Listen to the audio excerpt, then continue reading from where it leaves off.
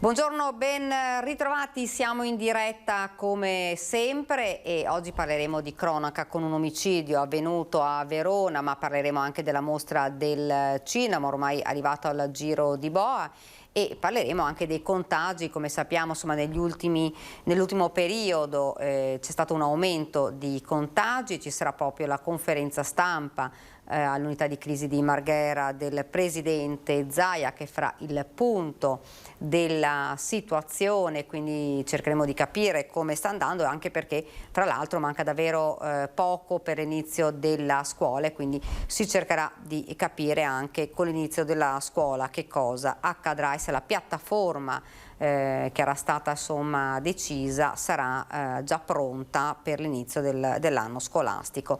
Come vi dicevo, parliamo di cronaca perché purtroppo c'è stato un omicidio, è stato fermato ieri sera dalla polizia stradale lungo il tratto fiorentino della A1 il presunto responsabile dell'omicidio della donna di Chiara Ugolini di 27 anni, veronese di Fumane, trovata senza vita nel suo appartamento a Calmasino di Bardolino, dove si era trasferita per lavorare in un locale del padre del fidanzato. Il corpo della ragazza presentava una ferita alla testa, ma sarà ora l'esame autoptico disposto dai magistrati di turno a stabilire le cause del decesso. Secondo quanto appreso, l'uomo fermato sarebbe stato intercettato intorno alle 22:30 dalle pattuglie della stradale all'altezza del casello di Firenze mentre percorreva la A1 a bordo di una moto in direzione di Roma. Sempre in base a quanto è emerso, nel corso della nottata avrebbe ammesso le sue responsabilità davanti agli agenti della stradale e ai carabinieri di Verona. Ovviamente maggiori particolari di questo tragico fatto nel corso dei nostri telegiornali, quello del Veneto a partire dalle 18:30. Ed ennesimo invece incidente stradale, un incidente che ha coinvolto un autocarro ed una bisarca avvenuto poco prima delle 8 di oggi, che ha causato disagi al traffico lungo l'autostrada 4 Padova-Venezia nel tratto compreso tra il bivio con la A57 e quello con la A13 in corrispondenza dello svincolo per l'area di servizio Arino Ovis. Sul posto, oltre alla polizia stradale, sono intervenuti e stanno operando i vigili del fuoco, il SUEM 118, il soccorso meccanico, il personale di concessioni autostradali venete coordinato dal centro operativo di Mestre. Al momento, a causa dei mezzi incidentati, la carreggiata della perdita di carico di uno di essi e delle operazioni di soccorso e di sgombero si sono formate e stanno continuando a formarsi code chilometriche, anche 11 chilometri di code. Questo è l'ennesimo appunto incidente, rallentamenti per i curiosi anche nella carreggiata opposta. Queste dunque notizie, ma c'è anche un altro fatto a Padova che riguarda un'aggressione, un altro fatto di cronaca, un'ennesima aggressione in Piazza Duomo a Padova nel fine settimana. La vittima è un avvocato, la polizia è sulle tracce della gang di aggressori, si cercano 3 persone, vediamo che cosa è accaduto a Padova.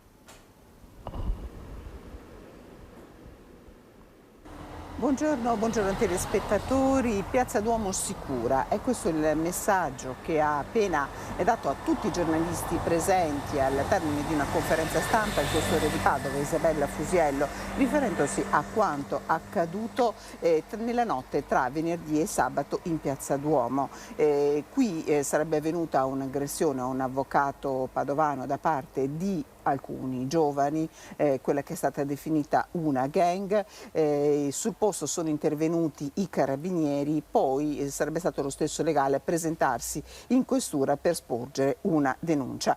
Quanto accaduto ovviamente è immediatamente scattato al vaglio degli investigatori della polizia, che hanno passato al setaccio le telecamere che inquadrano la piazza. Ecco quanto ha dichiarato nella denuncia dell'avvocato non sarebbe corrispondente a quanto avvenuto, quindi ci sono ulteriori indagini in corso. La questura, la polizia ha presentato un dettagliato resoconto alla procura.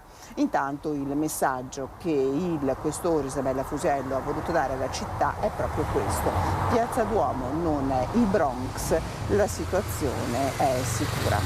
Per ora da Padova è tutto, restituisco la linea allo studio. Grazie davvero a Chiara Gaiani che si trova a Padova, grazie e buon lavoro. Noi andiamo avanti e ci colleghiamo, dovrebbe essere collegata con noi l'assessore regionale all'istruzione e al lavoro, Elena Donazzan, la vedo, buongiorno. E in effetti vi do testimonianza che la 4 è ancora bloccata, perché io sono dovuta, per un collegamento con voi, mi sono dovuta uscire ed è stato un po' difficile, ecco, mi scuso anche per il ritardo. Purtroppo niente, assessore, purtroppo l'ennesimo incidente, dobbiamo rendere conto dell'ennesimo incidente stradale. Decisamente, il traffico è tanto, evidentemente anche però molte disattenzioni, e auguriamoci, tutti noi dobbiamo un po' fare appello anche a questo tipo di sicurezza, perché no, guardi il telefonino, ti giri un attimo ed è veramente, posto che non sappiamo ovviamente se questo incidente, però molti incidenti accadono per questo. L'appello alla sicurezza, visto che ne facciamo tanti di altro genere, no? Sempre parlando di altri dispositivi, pensiamo anche ai dispositivi che dobbiamo tenere sotto controllo. Assessore, io invece vorrei lanciare un sondaggio e poi lo commentiamo insieme. Torna lo scontro politico sul reddito di cittadinanza, definito polemicamente metadone di Stato da Giorgia Meloni. Il dibattito è forte nella maggioranza di governo tra chi lo vuole mantenere pur modificandolo come PD e Movimento 5 Stelle e la Lega che lo vorrebbe cancellare. Allora vi chiediamo, reddito di cittadinanza eliminarlo? Se siete d'accordo componetelo 0422 1626 691, se invece non siete d'accordo 0422 1626 690. Dunque assessore, metadone di Stato. Sì, l'abbiamo definito così. Guardi, oggi le lo dico in veste di responsabile nazionale del Dipartimento Lavoro. La posizione di Giorgia Meloni è evidentemente anche la mia, l'abbiamo argomentata insieme, l'abbiamo costruita insieme. Ho raccolto in questo anno in particolare molti dati, non solo quelli del Veneto. È chiaro che da assessore al lavoro conosco perfettamente i dati del Veneto, so che cos'è il reddito di cittadinanza qui da noi, è molto contenuto rispetto ad altro, però incide perché sono 35.000 nuclei familiari, oltre 70.000 persone beneficiarie, e di queste la metà possiamo dire che erano quelle da reddito, diciamo, di inclusione e poche pensioni di cittadinanza. Il resto è veramente uno strumento che non funziona, noi l'abbiamo definito metadone di Stato, perché droga di fatto il mercato, ma soprattutto, guardate, droga l'approccio culturale al lavoro. Sono troppi ragazzi. Nello studio che INPS ha restituito si evince che moltissimi tra i 18 e i 21 anni sono i percettori di questo reddito che rifiutano il lavoro. Quando oggi ho letto anche la risposta piccata del ministro Orlando, che ha detto quasi che Giorgia Meloni non conosce che cos'è la povertà, invece proprio perché sappiamo cos'è la povertà e sappiamo che va combattuta, non possiamo pensare che a 18 anni tu sia povero nel senso che tu non abbia voglia di lavorare. Tu devi avere voglia di lavorare, devi avere voglia di prenderti in mano la tua vita. Ecco, il reddito di cittadinanza è una brutta droga di Stato. Ecco, assessore, ovviamente l'esito di questo sondaggio, lo dico per i telespettatori, nel corso della nostra trasmissione in prima serata questa sera a Ring. Assessore, parliamo invece del Green Pass. Avevamo detto ancora, insomma, alcune settimane fa che che nel lavoro, insomma, alcuni imprenditori dicevano: se tornate dalle ferie ai dipendenti dovete avere il Green Pass, altrimenti non tornate. Qualcuno lo ha già messo in atto, ecco. Lei ha qualche numero? Numeri no, segnalazioni molte, segnalazioni che sono anche, insomma, alcune appaiono delle forzature o meglio, non essendoci, cioè, essendoci un dibattito molto violento in corso e poco sereno, poi il rischio è che ci si dia ciascuno un alibi e anche un'interpretazione. Ricevo diverse segnalazioni di chi mi dice ho ricevuto questa mail al mio indirizzo di posta e dove il mio datore di lavoro mi dice non tornare se non sei vaccinato, che è cosa diversa dal Green Pass, oppure estenderemo nella nostra azienda tutte le prescrizioni non solo alle mense ma non so, ai luoghi dove c'è incontro e promiscuità. Non si può fare per esempio all'interno, perché questo non è permesso dalla norma, non si può fare all'interno dei luoghi di lavoro sic et simpliciter, cioè in fabbrica fianco a fianco o in ufficio fianco a fianco. Non si può prevedere il Green Pass, almeno ad oggi non lo è.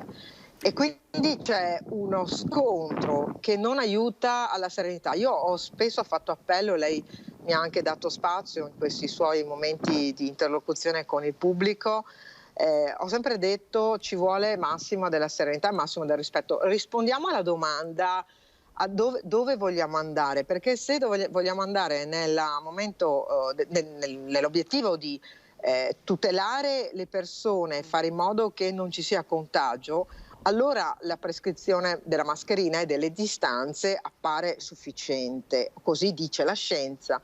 Se invece l'obiettivo è quello, vogliamo obbligare, io datore di lavoro sono convinto della mia vaccinazione, voi sapete che sono vaccinata, quindi ne faccio proprio una questione di informazione e anche di considerazione. Di lavoro dice io sono per i vaccini, voglio che tutti i miei lavoratori, questo non è possibile perché va a cozzare contro la libertà di scelta delle singole persone, la libertà costituzionale che oggi è sancita, e siccome non vi è oggi obbligo vaccinale in Italia questo non può accadere. Ecco, fra l'altro, Assessore, ci sarà la cabina di regia, se non sbaglio, giovedì, proprio per decidere però di estendere il Green Pass. Parliamo del Green Pass, lo leggo anche qua dal Corriere della Sera, obbligatorio per gli statali per chi lavora in bar e ristoranti. Sì, questo appunto è un dibattito e prenderanno una decisione. Il Green Pass è fatto però di 3 elementi e noi ne teniamo in considerazione sempre solo uno, ovvero quello della vaccinazione, di essere vaccinati. Questo è causa di poter avere il Green Pass, ma c'è anche l'avere un tampone negativo o l'essere guariti. Si è bloccata, vediamo se riusciamo a ripristinare il collegamento. Ecco qua, Assessore. Sì, io vi sento perfettamente. Dicevo, l'altro aspetto per avere il Green Pass è quello di avere un tampone negativo. Ora, la questione è: perché un tampone deve costare così tanto? Non è forse corretto che il tampone abbia un costo di produzione, diciamo il costo più basso, non che sia a carico dello Stato e della collettività, perché se uno decide di non vaccinarsi deve anche assumersi responsabilità proprie. Però quello dei tamponi resta un costo che è esorbitante per chi decidesse di non vaccinarsi o perché è una libera scelta, o di non potersi vaccinare. Ecco, Assessore, le rubo altri 2 minuti. Insomma, ormai manca pochissimo per l'inizio della scuola. Si parlava di questa piattaforma per semaforo rosso, verde, insomma, per vedere chi aveva o meno il Green Pass. Secondo lei sarà tutto pronto per l'inizio della scuola? Guardi, intanto c'è tanta serenità perché abbiamo tutti gli insegnanti in classe, è la prima volta da 16 anni da che faccio l'assessore. Quindi credo che questa sia un'ottima notizia. Io ho sempre stigmatizzato. Abbiamo qualche problema di collegamento, vediamo se riusciamo. Continuo a sentirvi bene. Adesso la risentiamo. Sì, dicevo che abbiamo tutti gli insegnanti in classe, salvo pochi posti ancora vacanti che saranno nominati dai dirigenti, ma tutti i posti di ruolo e gli incarichi annuali che sono decisi dall'ufficio scolastico regionale sono tutti coperti. È la prima volta che accade e questo ci dà serenità. Abbiamo organizzato bene gli spazi, i distanziamenti, le entrate e le uscite. Ecco, io credo che questo debba dare serenità. Quindi secondo lei, Assessore, non ci saranno problemi per l'inizio? Perché c'era, insomma, presidi insomma, un po' preoccupati per questo inizio.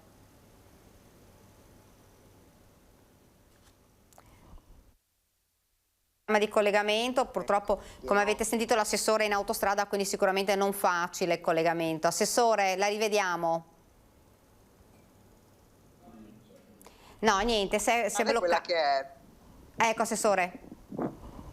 Sì, dicevo, la preoccupazione dei presidi è quella legata ai controlli e alle responsabilità.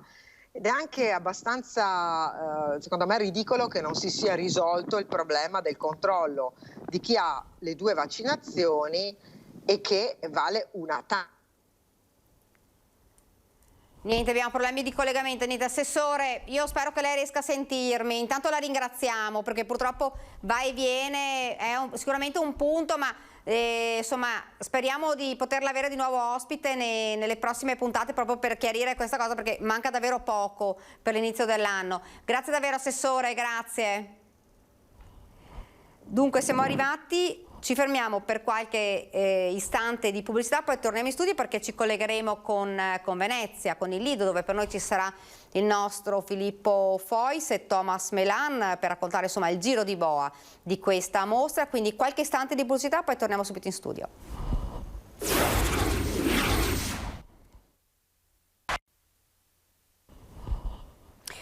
Rieccoci nuovamente in diretta in studio, andiamo subito a Venezia dove lo vedo già nello schermo per noi Filippo Fois insieme a Thomas Melan con un ospite. Buongiorno Filippo. Buongiorno Daniela, buongiorno ai nostri telespettatori dal Lido di Venezia. Il Festival del Cinema è arrivato al Giro di Boa, sono giornate frenetiche qui in città, poi ieri si è tenuta anche la regata storica che ha portato circa 80.000 persone a Venezia per assistere a questo straordinario spettacolo che ogni anno Venezia regala. Noi oggi che siamo arrivati al Giro di Boa facciamo un po' il punto della situazione non solo della mostra del cinema per certi versi, ma proprio sul cinema di Venezia a Venezia a 360 gradi, perché l'ospite col quale cominciamo la serie dei nostri collegamenti di oggi, giovanissima Isabella Maveia, è l'ideatrice di un progetto interessantissimo che è stato presentato orora allo spazio eventi della Regione Veneto, Veneto Film Commission, dove continua un'attività di presentazione in cui il cinema e il Veneto proprio viaggiano a braccetto. Si chiama SMAP ed è una cosa, io ne ho in mano una, ed è un progetto sostenibile, innanzitutto diciamo subito questo, tant'è vero che pensate che è fatto composto con carta riciclata dalle alghe di Venezia? Sì, assolutamente giusto, dalle alghe della laguna di Venezia. Ecco, a Venezia ha avuto un rapporto col cinema che è iniziato praticamente subito. Io credo che il primo film girato a Venezia sia stato proprio dai fratelli Lumière nel 1896, per cui da allora non si è più fermato. Voi avete contato addirittura quanti sono stati i film ambientati a Venezia? Assolutamente, sono più di 700 film. Quanto ci avete messo a contarli tu? In realtà è sempre una scoperta, ho cercato di seguire le mie curiosità e mi hanno portato a Venezia. Mi riempie questa città di tanta bellezza e artigianalità ed è fonte di così tanto sapere per l'umanità e della nostra civilizzazione. È importantissimo valorizzarla e questo piccolo progetto mira a dare la visibilità per l'artigianato, l'arte e il cinema di Venezia. Ecco, partiamo dal cinema, perché io ho in mano una cartina che poi è disponibile anche in digitale. Questa cartina, che è stata presa a caso tra le diverse che avete, non ci sono tutti i 700 film, che sarebbe stato impossibile, magari lo amplierete, ce ne sono una ventina per ora. Questo qui è The Tourist, che era il film girato nel 2010 con Johnny Depp e Angelina Jolie. Qui dentro ci sono 6 location, credo, che sono state utilizzate per il film, proprio ben riconoscibili per chi ha visto il film, e grazie a questa mappa interattiva, perché poi si può consultare anche dal cellulare, si può andare a visitare i set. Esattamente, puoi tuffarti proprio nel film. Com'è che avete scelto i film? Intanto abbiamo detto sono circa una ventina. Allora, a me piace sempre tuffarmi e fare un viaggio nel tempo e nella storia. Secondo me il cinema ha questa bellissima opportunità che puoi proprio viaggiare e vedere Venezia e altri luoghi proprio come era nella storia. E praticamente è proprio estremamente interessante e emozionante e abbiamo scelto i film, quelli storici e anche quelli contemporanei. Qual è il film più vecchio che avete scelto? In realtà ce n'è uno del 1900, degli inizi del 1900, che è da un regista tedesco, ma uno dei più storici che piace molto a me è Venezia, la luna e tu, perché è piena di musica. Che è il film con Alberto Sordi e Nino Manfredi, forse siamo alla fine degli anni 50 se non mi ricordo, è un film molto popolare, Nazionale, e anche lì ci sono 5 o 6 location che erano state utilizzate, in cui poi chi ci segue da casa, che magari viene a Venezia a fare un bel fine settimana, una bella visita alla città, può andare a botta sicura a visitare i set del film preferito. Esattamente, è proprio così. Ma il film tedesco invece di che anno era? Ha detto primi Novecento, di cosa parlava? In realtà erano delle piccole scene ambientate a Venezia ed erano i primi momenti che è stata usata la telecamera. Ah, ok, perfetto. Tra l'altro poi abbiamo naturalmente anche tutti i film campioni d'incasso che sono usciti recentemente. Voi avete realizzato questo progetto con il patrocinio, tra l'altro, della Veneto Film Commission. Qual è il messaggio che volete dare? Perché voi avete fatto anche altre mappe interattive.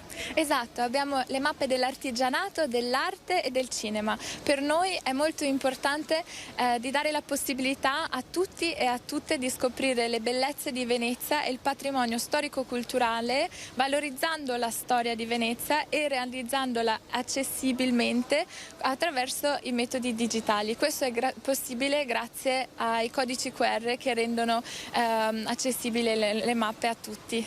Certo, che sono praticamente quei disegnini, per chi non lo sapesse, che vedete sono questi sui quali mettete poi sopra il cellulare, e da lì praticamente fa tutto da solo, non c'è bisogno di altro. Ecco, la storia di Venezia è una cosa che molti approfondiscono, soprattutto per il periodo della Serenissima, mentre il vostro sguardo è uno sguardo molto più contemporaneo, perché parlando di cinema, per esempio, si parla probabilmente di una cosa che in pochi avevano fatto, diciamo in questa maniera. Esistono delle pubblicazioni sui film realizzati a Venezia, anche se non ci sono tutti a 700, ma un percorso che preveda proprio la visita forse non esisteva ancora. In realtà siamo stati affiancati da Carlo Montararo, che è un grandissimo archivista del cinema, e lui è una persona molto molto particolare, e così come Alessandro Bressalello hanno seguito questo bellissimo progetto insieme a Stefania Collecchia di Best Venice Guides, delle guide certificate. Vuol dire che siamo veramente fortunati che tante persone molto molto qualificate credono in noi e in questo progetto, e per questo è molto importante anche renderlo parte del sapere collettivo di Venezia, per renderlo accessibile a tutti.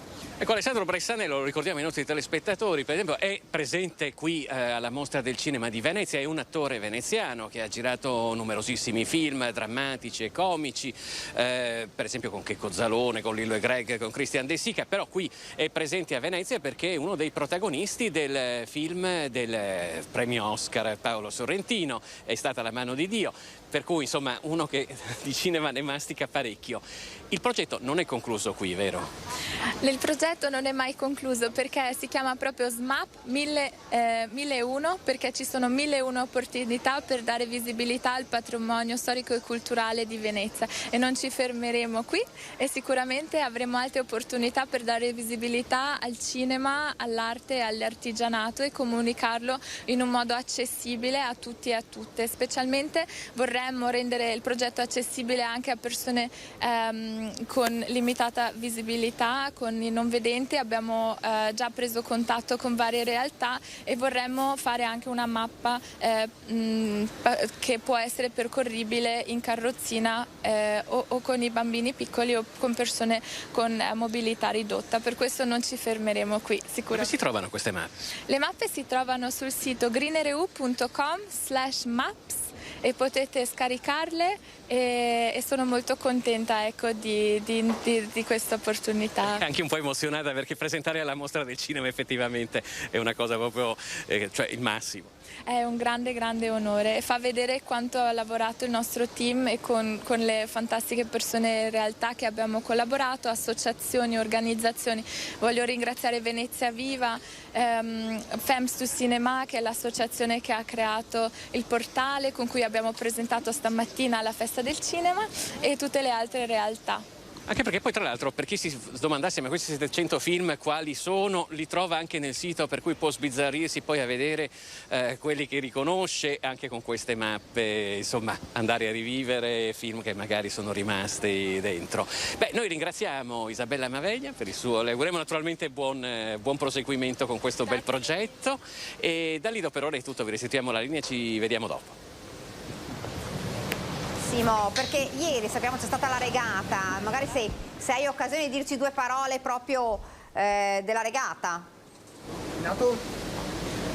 Ah sì, certamente. Guarda, è stata una regata che ha segnato, parlavamo prima di 80.000 presenze a Venezia, è un ritorno, diciamo, alla regata pre-pandemia per certi versi. Se vi ricordate, naturalmente l'anno scorso le circostanze erano completamente diverse. Io vorrei anche ricordare che tra l'altro molti regatanti hanno voluto lanciare un messaggio, approfittando della ribalta internazionale di questa manifestazione, per ricordare il caso di Marco Zennaro, l'imprenditore veneziano che si trova da marzo bloccato in Sudan per una controversa questione che riguarda la sua attività di imprenditore. Ha già superato due processi che gli erano stati addebitati, nel quale è stato completamente assolto, però rimane ancora bloccato in questa nazione africana e insomma non è mai abbastanza. Diciamo, Venezia si è mobilitata completamente per Marco Zennaro. Poi c'è anche l'altra novità importante, invece, tornando Filippo, poi alla regata, è un fatto che aveva fatto molto discutere. Sì. Filippo, ti dobbiamo interrompere perché dovrebbe essere arrivato Luca Zaia, se non sbaglio. Ah, d'accordo. Grazie Filippo, grazie, buon lavoro. Grazie a voi. Dunque andiamo a vedere l'unità di crisi di Marghera, eccolo qua, Luca Zaia.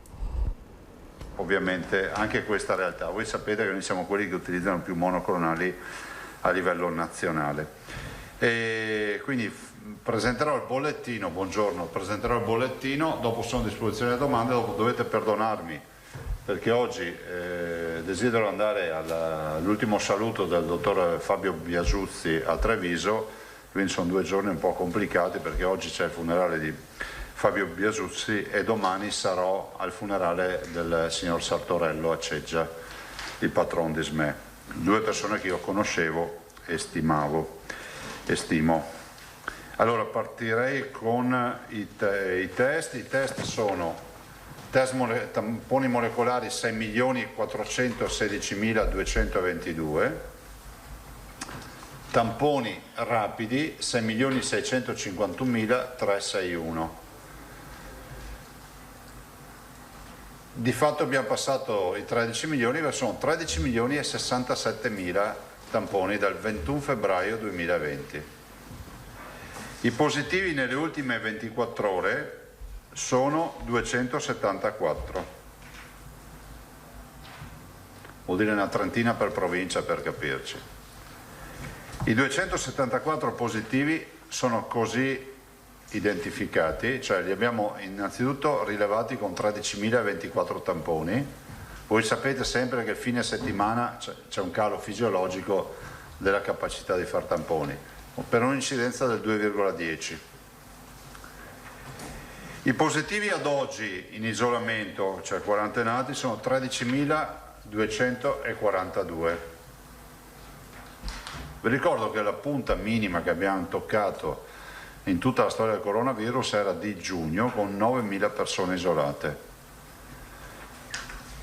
Il numero dei positivi dall'inizio dell'infezione, 458.467. Questi sono solo i positivi che noi abbiamo rilevato con i famosi 13 milioni di tamponi. Poi ce ne saranno forse milioni di positivi, ma che noi non abbiamo mai incontrato e incrociato, che si saranno negativizzati. Ricoveri totali sono 285, più 9. I 285 sono così distribuiti: 233 in area non critica e 52 in area di terapia intensiva, quindi in area critica, quindi più 6 in area non critica e più 3 nelle terapie intensive. Terapie intensive ovviamente che con i 350 posti occupati da pazienti non Covid si va a 402 posti, 52 più 50. Totale di decessi 1701, scusatemi, 11.701. I guariti 22.964, che ripeto che davanti a 458.467 positivi certificati, 22.964 hanno avuto bisogno dell'ospedale. Quindi se qualcuno si prendesse a briga di fare una sottrazione, vedete che più o meno sono, quanto sono? 436.000 pazienti si sono curati a casa. Lo dico perché si sente parlare di cure domiciliari come se nessuno fosse mai stato curato in casa. Da noi solo 22.000 su 458.000 hanno avuto bisogno di un ospedale. E questo va ripetuto. Guardate, allora, non siamo davanti a una curva che sta flettendo e quindi a una remissione dell'infezione. Questo è poco ma sicuro. Vedete che anche oggi abbiamo dei ricoverati. Abbiamo molte realtà, ne parlavamo anche stamattina in unità di crisi che abbiamo fatto, abbiamo molte realtà che passano da scenario 1 a scenario 2, insomma c'è questo, diciamo, c'è questo ballare con le terapie intensive, cioè le terapie, quando tu hai 52 persone come oggi in terapia intensiva, hai delle province tipo Verona, Padova che tendono a restare nelle fasi iniziali dello scenario 2. Sapete che avevamo fatto tutti gli scenari per le terapie intensive. Allora è una situazione che stiamo gestendo, gestibile, assolutamente sì, però è una situazione che ha bisogno dell'aiuto dei cittadini su due fronti: quello del comportamento, di continuare a portare la mascherina, di continuare ad evitare gli assembramenti, di continuare a igienizzare le mani e a continuare a capire e pensare che la partita non è finita. Due, di accedere alla vaccinazione, perché il tema della vaccinazione è l'unico tema che oggi ci permette di dire che nonostante tutto abbiamo solo brutto termine, ma è solo per dare una dimensione, 283 persone ricoverate. Perché dico solo? Perché davanti a questo livello di infezione in altre fasi della storia del coronavirus avremmo avuto gli ospedali collassati. Confermo che l'80% delle persone in terapia intensiva sono non vaccinate e oltre il 70% delle persone in corsia, quindi in area non critica, sono non vaccinate. Quindi è innegabile che i vaccini abbiano funzionato e stiano funzionando. A questi poi, ma ve lo dirà la dottoressa Scroccaro, ci aggiungiamo le nuove terapie e non ultimi i monoclonali che ci aiutano non poco per la remissione dei sintomi clinici e quindi per la guarigione dei pazienti. Oggi nel bollettino, ve lo dico, abbiamo fatto 15.254 vaccinazioni nelle ultime 24 ore e siamo arrivati praticamente, oggi possiamo dire che chiudiamo 6.400.000 dosi, andiamo verso i 6,5 milioni di dosi. Le percentuali, evito ogni giorno di dirvi le percentuali, ma insomma abbondantemente noi comunque tranquillamente arriviamo all'80% della popolazione vaccinabile vaccinata. Il Sole Lanzarini sta facendo un bel lavoro perché stiamo adesso cercando di vedere un po', come si può dire, il ranking di ogni provincia per ogni comune di accesso alle vaccinazioni, quindi vi daremo i dati in maniera ufficiale, quindi non preoccupatevi di averli subito perché li sta ancora elaborando, quindi daremo anche tutta la classifica dal comune più virtuoso, definiamolo così, per le vaccinazioni a quello meno virtuoso, anche con divisione per provincia, quindi abbiamo anche un dato provinciale e i comuni di quella provincia. Non ho altro da aggiungere, se avete domande. Tosatto. Buongiorno Presidente. Buongiorno. Ecco, io vorrei sollecitare la sua attenzione su un tema che non è come dire, prettamente sanitario o epidemiologico, però ha una rilevanza istituzionale che investe anche la sanità come altre attività, ovvero l'autonomia. Le dico questo perché oggi sui giornali, in TV, abbiamo visto la foto di Salvini e di Giorgia Meloni abbracciati teneramente al forum, eccetera, eccetera. La domanda che viene spontanea, che secondo me non andrebbe elusa per rispetto di quanti insomma hanno creduto e credono in questo obiettivo: se c'è una forza politica che legittimamente non crede all'autonomia, crede nel centralismo, crede nel primato dello Stato, ha già detto che non vuol sentir parlare di autonomie differenziate. Ecco, questa è Fratelli d'Italia. Allora, un'alleanza tra Lega e Fratelli d'Italia potrà avere dei successi elettorali, potrà conquistare tante poltrone, potrà far felice Salvini, ma insomma agli autonomisti veri come lei, che ha promosso un referendum e ha avuto la fiducia dei veneti su questo, forse qualche dubbio potrebbe crearlo, o sbaglio? No, a me più che una domanda mi sembra una speranza sta qua.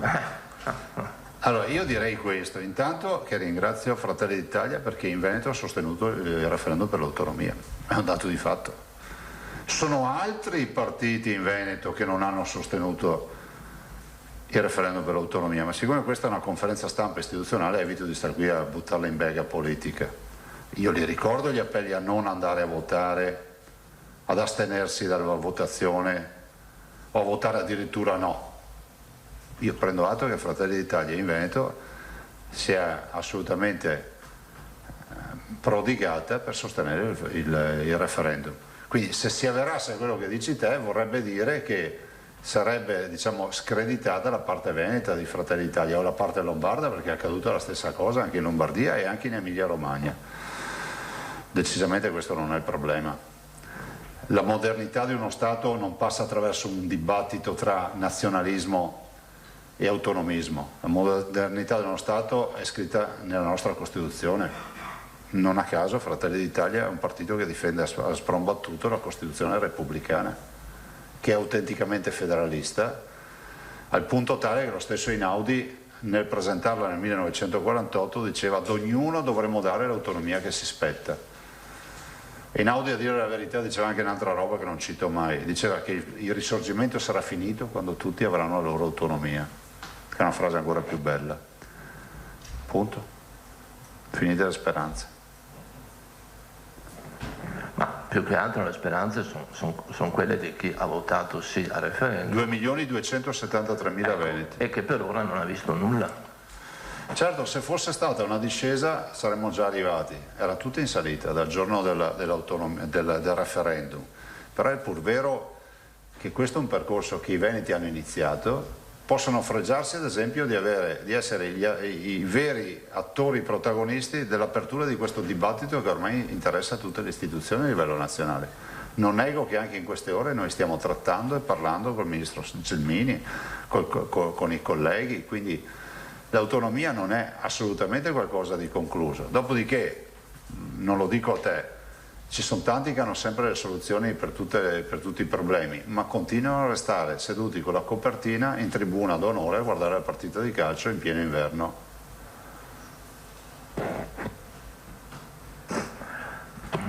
Avrei un'altra domanda. Prego. Che riguarda invece la lettera al Presidente del Consiglio che Salvini e i governatori della Lega hanno trasmesso sabato, che riguardava appunto la politica. I 5 punti. I 5 punti da indicati per contrastare la pandemia, il Green Pass, eccetera, eccetera.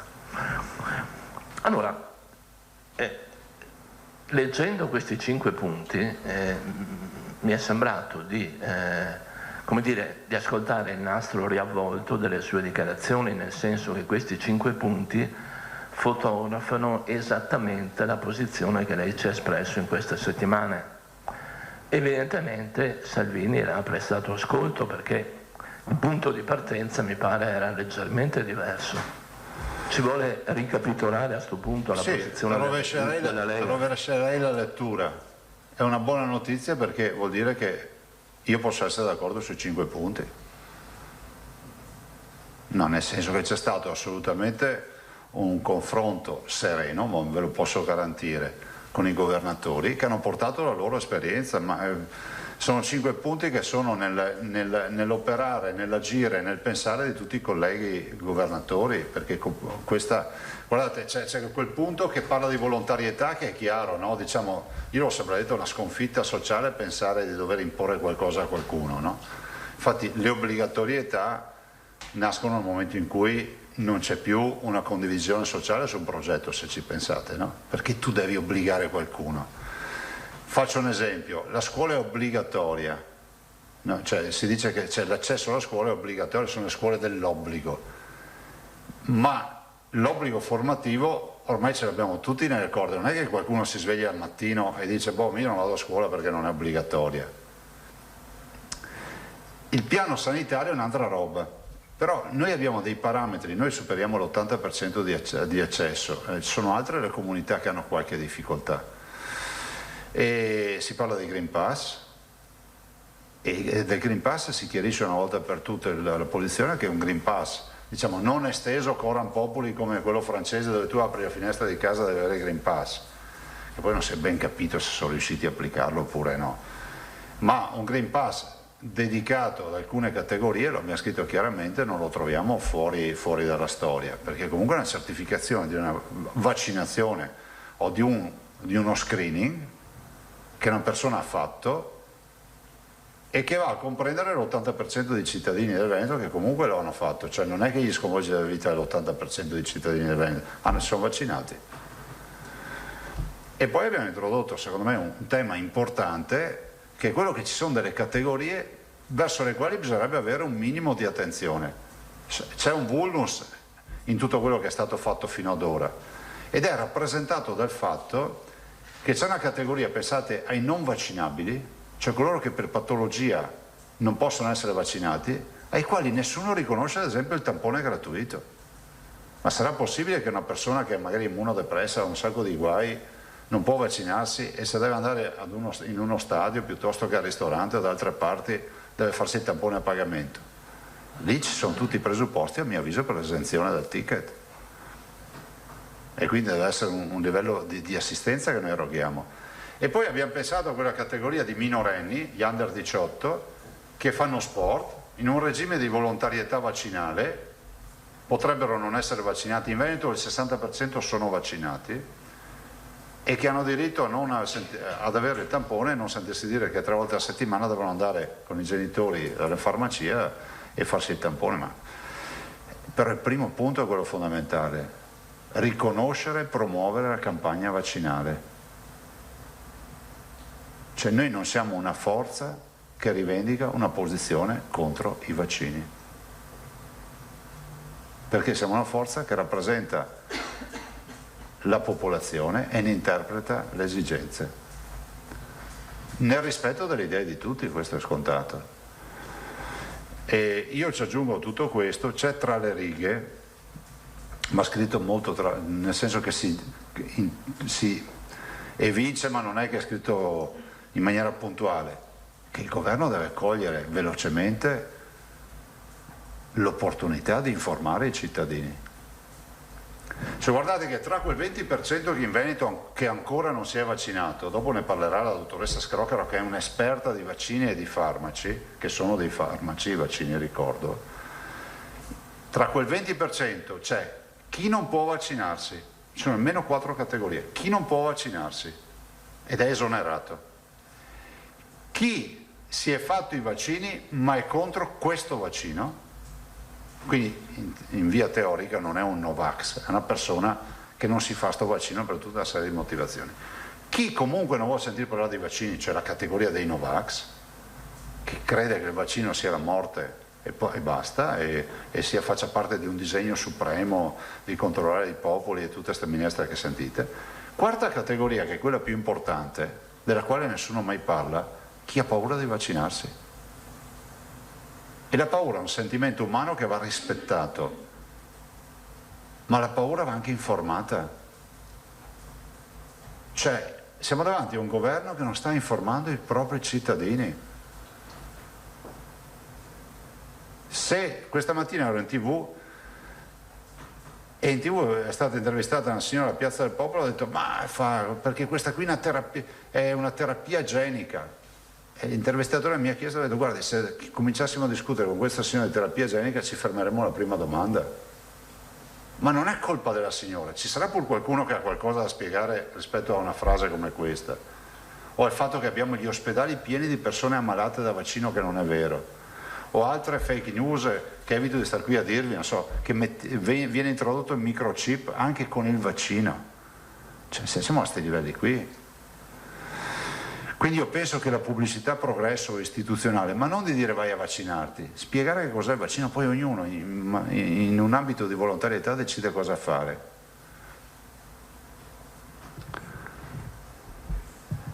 A posto? Grazie. Prego. Deriva si era prenotata. Grazie, buongiorno Presidente. Buongiorno. A proposito di estensione del Green Pass obbligatorio ad alcune categorie, par di capire che da ottobre si andrà verso questo provvedimento grazie a un decreto che verrà emanato entro fine mese e sono ricompresi anche i dipendenti della pubblica amministrazione. Le vorrei chiedere qual è la situazione per quello che lei sa nella macchina regionale? Non te lo so dire.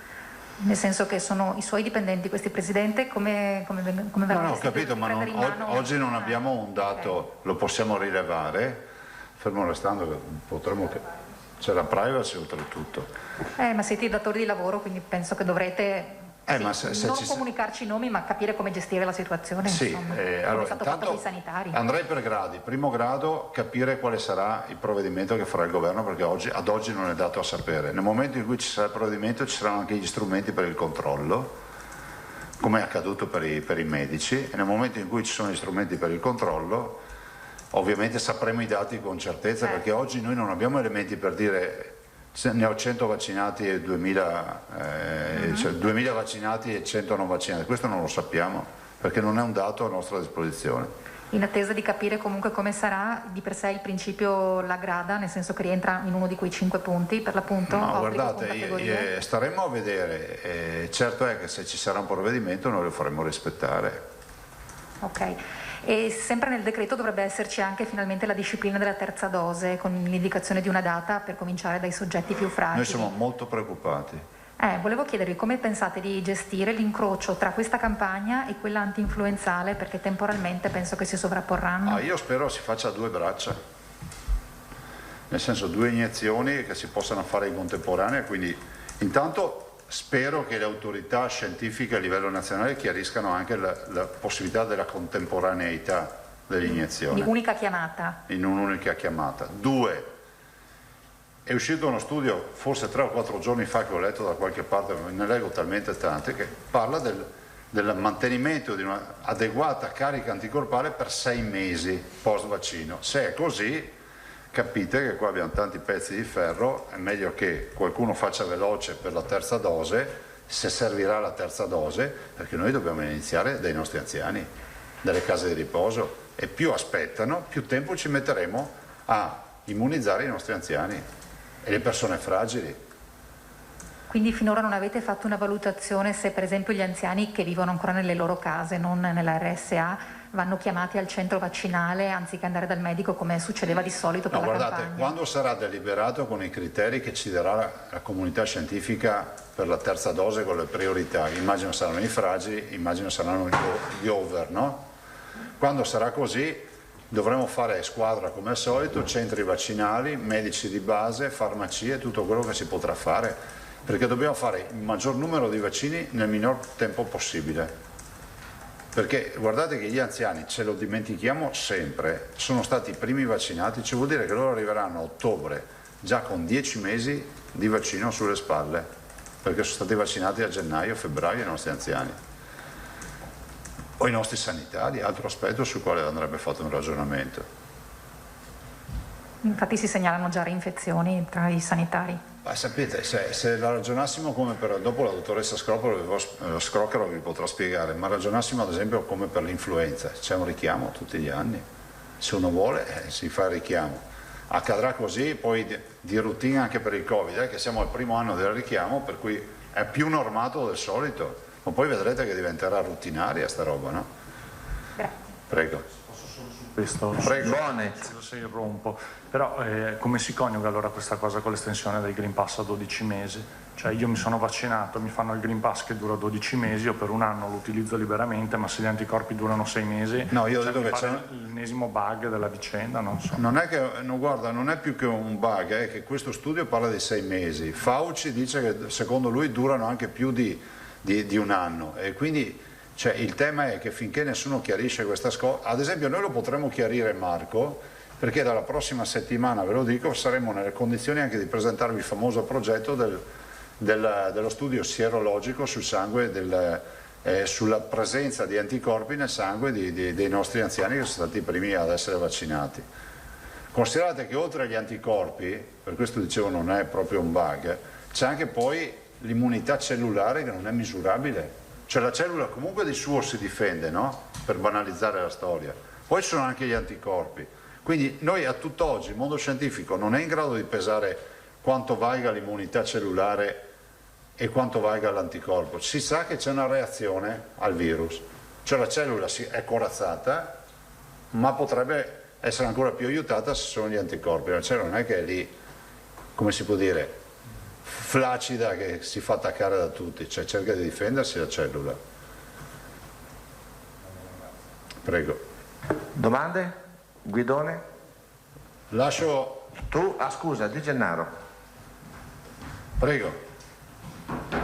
Buongiorno, una cosa al volo. Sempre, visto che si parlava di categorie per il Green Pass, volevo capire se lei sarebbe a favore intanto di un'estensione dell'obbligo del Green Pass anche fra gli studenti delle scuole medie e delle scuole superiori, e poi capire adesso con l'avvio delle scuole se ci sono delle linee guida, se ci si aspetta un po' di confusione legata al fatto che ci sia una commistione fra studenti non vaccinati, che credo al momento siano la maggioranza, e studenti vaccinati, e se ci saranno modalità specifiche per gestire questa cosa, se magari vengono fatte classi tutte di un tipo o qualcosa del genere. Allora, la scuola non è di nostra competenza né da un punto di vista organizzativo, tantomeno da un punto di vista, diciamo, di espressioni formative, no? Al momento, finché qualcuno si deciderà a trattare anche su questo fronte. E allora, noi abbiamo tutto il progetto delle scuole Sentinella che presenteremo mercoledì qui in conferenza stampa con la dottoressa Russo. Per quanto riguarda le categorie diciamo da Green Pass, studenti o altro, deve essere la comunità scientifica e dalle indicazioni. Di certo non posso dirlo io perché c'è un pensiero da Spalti che dico sì, no, vedremo quali saranno anche le argomentazioni che verranno portate. Onestamente ad oggi non ho visto, anche diciamo fuori il fascicolo, non ho sentito parlare di questa proposta. Sinceramente penso anche che in ambito di volontarietà ci sono almeno due aspetti: volontarietà vaccinale, obbligo scolastico. Prevedere un Green Pass per andare a scuola vuol dire venire meno all'obbligo scolastico e alla volontarietà vaccinale, se prendiamo il caso estremo di uno che non si è vaccinato, no? Quindi ho l'impressione che sia molto articolata anche dal punto di vista giuridico da sostenere una cosa del genere, perché siamo davanti a un obbligo scolastico che non prevede l'obbligo della vaccinazione, ma la volontarietà della vaccinazione. Quindi il Green Pass è l'ultima nella catena, no? Lascio la dottoressa Scroccaro, grazie. Nessun'altra domanda? A posto. Prego, dottoressa. Buon lavoro.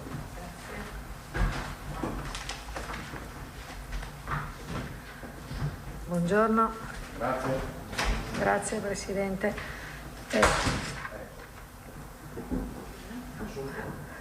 Allora, come ha anticipato il Presidente, dirò brevemente quelle cose che sono cambiate rispetto agli anticorpi monoclonali. Allora, gli anticorpi monoclonali ci sono da marzo e l'Agenzia Italiana del Farmaco aveva imposto in un primo momento delle forti limitazioni dell'uso. Questo succede abbastanza di frequente quando escono i nuovi farmaci, perché ci sono a quel tempo, quando esce il farmaco, degli studi limitati ad alcune popolazioni. Quindi l'Agenzia aveva stabilito che questi anticorpi monoclonali dovessero essere utilizzati nel caso di pazienti che presentassero dei fattori di rischio, e aveva anche elencato in maniera molto puntuale quali dovevano essere questi fattori di rischio: delle malattie concomitanti, ad esempio il diabete, l'obesità, l'ipertensione, per citarne alcune.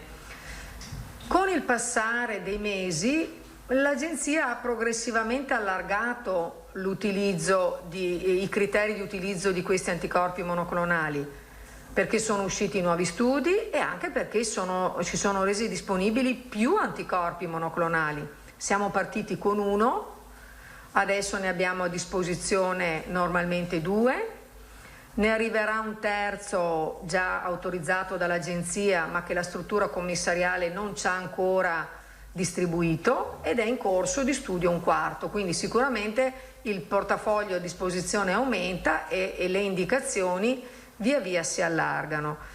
Le ultime novità in campo di indicazioni dell'AIFA sono che, pur permanendo questi anticorpi come indicazione, l'utilizzo nei pazienti che sono a rischio di progredire per malattia severa, quindi sono a rischio di progressione, questi fattori di rischio che l'Agenzia aveva indicato come molto vincolanti all'inizio sono diventati dei suggerimenti, ma un medico che ritenesse di voler trattare un paziente che magari non ha nessuno di quei fattori di rischio che erano stati inizialmente previsti, lo può fare. Quindi si è passati molto verso un giudizio clinico. Per farvi capire, la prescrizione di questi anticorpi avviene da parte di tutti i medici d'Italia su un sistema informatizzato che mette a disposizione l'Agenzia Italiana del Farmaco. Prima, se un paziente non aveva alcuni di questi fattori di rischio, proprio la prescrizione si bloccava, cioè non andava avanti la richiesta, uno non poteva chiedere alla farmacia ospedaliera il farmaco. Adesso, anche se il paziente non ha nessuno di questi fattori di rischio, la prescrizione può andare avanti. Quindi oggi siamo di fronte a un farmaco che è più fruibile e che ha dato dei buoni risultati. Naturalmente, come ricorda sempre il Presidente, la prima azione da fare è vaccinarsi, però nonostante la vaccinazione ci sono popolazioni, pazienti che si ammalano e diventano positivi e sviluppano dei sintomi. Questo è un farmaco, questi sono farmaci che vanno utilizzati nelle prime fasi della malattia, meglio se entro 5 giorni dallo sviluppo dei sintomi, perché riducono fortissimamente la probabilità di dover essere ricoverati. Quindi questo è poi l'effetto degli anticorpi monoclonali, che riducono la possibilità, il rischio di essere ricoverati. L'organizzazione che noi abbiamo adottato nella nostra regione ha previsto fin da subito un forte coinvolgimento da parte dei medici di medicina generale, perché sono loro che vedono il paziente, sono informati sul paziente positivo con sintomi. Quindi la Regione ha messo a disposizione un modello anche per cui i medici di medicina generale possono inserire nel portale sanità che loro già usano per mettere dentro i positivi e le informazioni, possono già inserire quelli che ritengono i pazienti candidabili al trattamento. I nostri 11 centri che abbiamo in Veneto si collegano a questo portale e possono vedere bene i pazienti candidabili al trattamento e chiamarli per il trattamento. Qualora non si riuscisse a far funzionare questo iter, il medico di medicina generale può mandare la sua segnalazione direttamente al centro. Il sistema ha funzionato. Noi possiamo dire oggi che circa il 35% dei nostri pazienti trattati è transitato attraverso questo metodo del portale, ma sicuramente molti medici di medicina generale hanno chiamato direttamente gli specialisti e hanno mandato i pazienti a curarsi in ospedale. Vi vorrei dare adesso alcuni numeri dei pazienti che noi abbiamo. Allora, in Italia sono stati fatti lato Italia, 8.434 trattamenti. 8.434. Noi come Veneto ne abbiamo trattati 1.167. Siamo la seconda regione.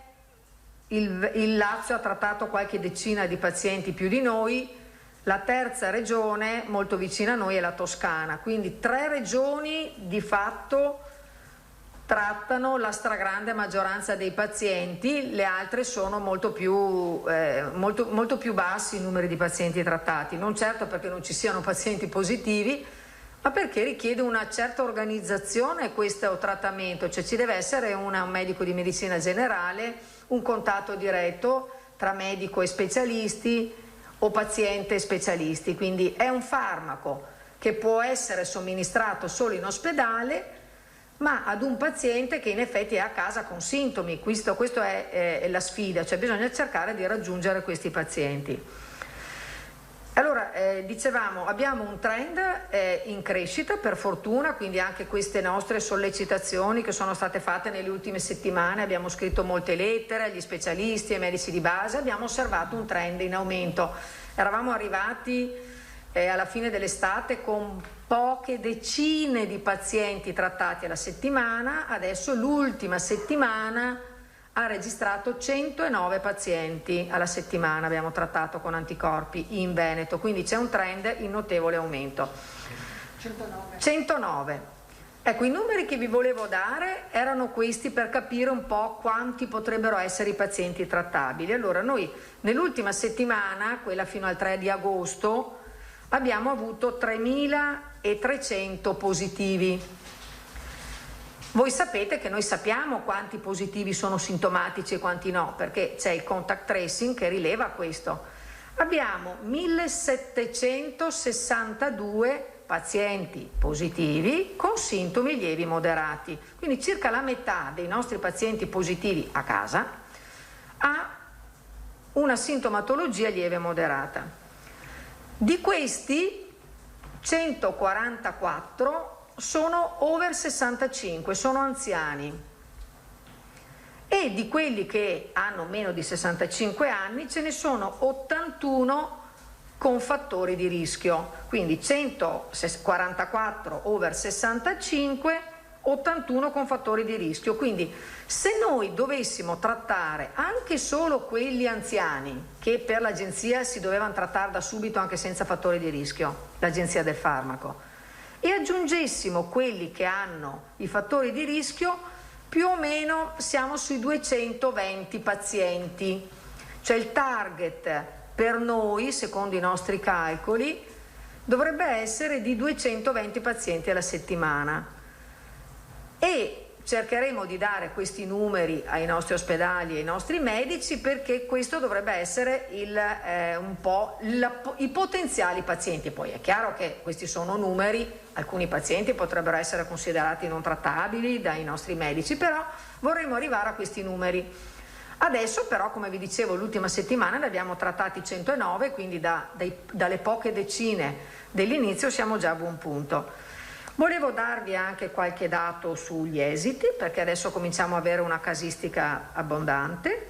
Noi abbiamo chiuso vuol dire che il medico ha registrato anche l'esito di questi pazienti nel registro dell'Agenzia del Farmaco, 738 casi chiusi, e l'89% sono guariti senza andare in ospedale. Questo è un dato importante. Cioè l'89% dei pazienti trattati, casistica che abbiamo di 738, gli altri non li abbiamo, l'89% non ha avuto bisogno di andare in ospedale, non è stato ricoverato, quindi è rimasta con un'evoluzione della propria malattia in casa. Un 10% solo ha avuto comunque bisogno di ricovero o di accesso al pronto soccorso, e di questa casistica registriamo 5 decessi, di cui 4 Covid correlati. Quindi, per quanto non si possano fare gli studi sulla base delle osservazioni, però possiamo dire che effettivamente questi anticorpi monoclonali hanno dato i risultati sperati. Quelli che vengono trattati poi non hanno necessità di essere ricoverati. È un farmaco che è molto ben tollerato. Abbiamo avuto un 3% di reazioni molto lievi. Le reazioni lievi sono iperpiressia, vomito, nausea, quindi è anche un farmaco molto ben tollerato. Quindi noi sulla base di questo invitiamo poi anche i pazienti stessi che non avessero avuto modo di collegarsi, di avere un approccio con il proprio medico di medicina generale, anche a fare riferimento direttamente ai centri. Ce ne sono 1 o 2 per ogni azienda sanitaria, quindi è importante che i pazienti conoscano, anche riprendendo l'aspetto che diceva prima il nostro Presidente anche dell'importanza della comunicazione. Si tratta di farmaci che hanno dimostrato l'efficacia e che è bene che i pazienti conoscano, ecco, che sappiano che esiste questa opportunità per potervi avere accesso nell'ipotesi in cui diventassero positivi con sintomi. A posto, dottoressa, grazie. Domande? Pederiva. Grazie, buongiorno. Ci ricorda, le somministrazioni avvengono in 2 fasi o una somministrazione unica? No, una sola somministrazione che dura 1 ora di osservazione in ospedale, 1 ora di somministrazione, poi un'altra ora di osservazione. Il paziente deve essere tenuto lì, ambulatorio, non è un ricovero, è un ambulatorio dell'ospedale. Mi sono dimenticata di dirvi prima che abbiamo già dei casi di pazienti che erano in RSA e che ne hanno avuto bisogno e quindi hanno avuto la somministrazione. Abbiamo avuto anche un paio di casi, uno sicuramente di una donna in gravidanza che è stata trattata con l'anticorpo monoclonale perché ci sono anche rassicurazioni sull'utilizzo anche nella gravidanza. Naturalmente meglio non entro i primi mesi di gravidanza, però è una gravidanza avanzata e un'esperienza c'è stata, almeno a mia conoscenza, a Padova. E mi veniva in mente mentre parlava, a proposito invece degli effetti avversi che ci sono stati, in particolare quei 5 decessi, di cui 4 Covid correlati, in questi casi se non c'è apertura di un'inchiesta da parte della magistratura con prescrizione dell'autopsia, è la farmacovigilanza che poi conduce per, come dire, l'indagine sulla eventuale correlazione tra la somministrazione e il decesso? Allora, io ho detto che ci sono stati 5 casi, mi sono espressa male, non sono legati, non sono effetti avversi da farmaco. Purtroppo il paziente o è arrivato tardi, cioè è deceduto da Covid in 4 casi, quindi nonostante il farmaco è morto da Covid, è proprio Covid correlato, non è legato. Non abbiamo segnalazioni di nessun decesso, neanche sulla banca dati dell'agenzia, da anticorpo monoclonale come effetto collaterale, nessuno. Altre domande? Guidone. Sì, buongiorno dottoressa. Buongiorno. Volevo chiederle se un paziente che è affetto da una labirintite può sottoporsi a questa terapia con sicurezza.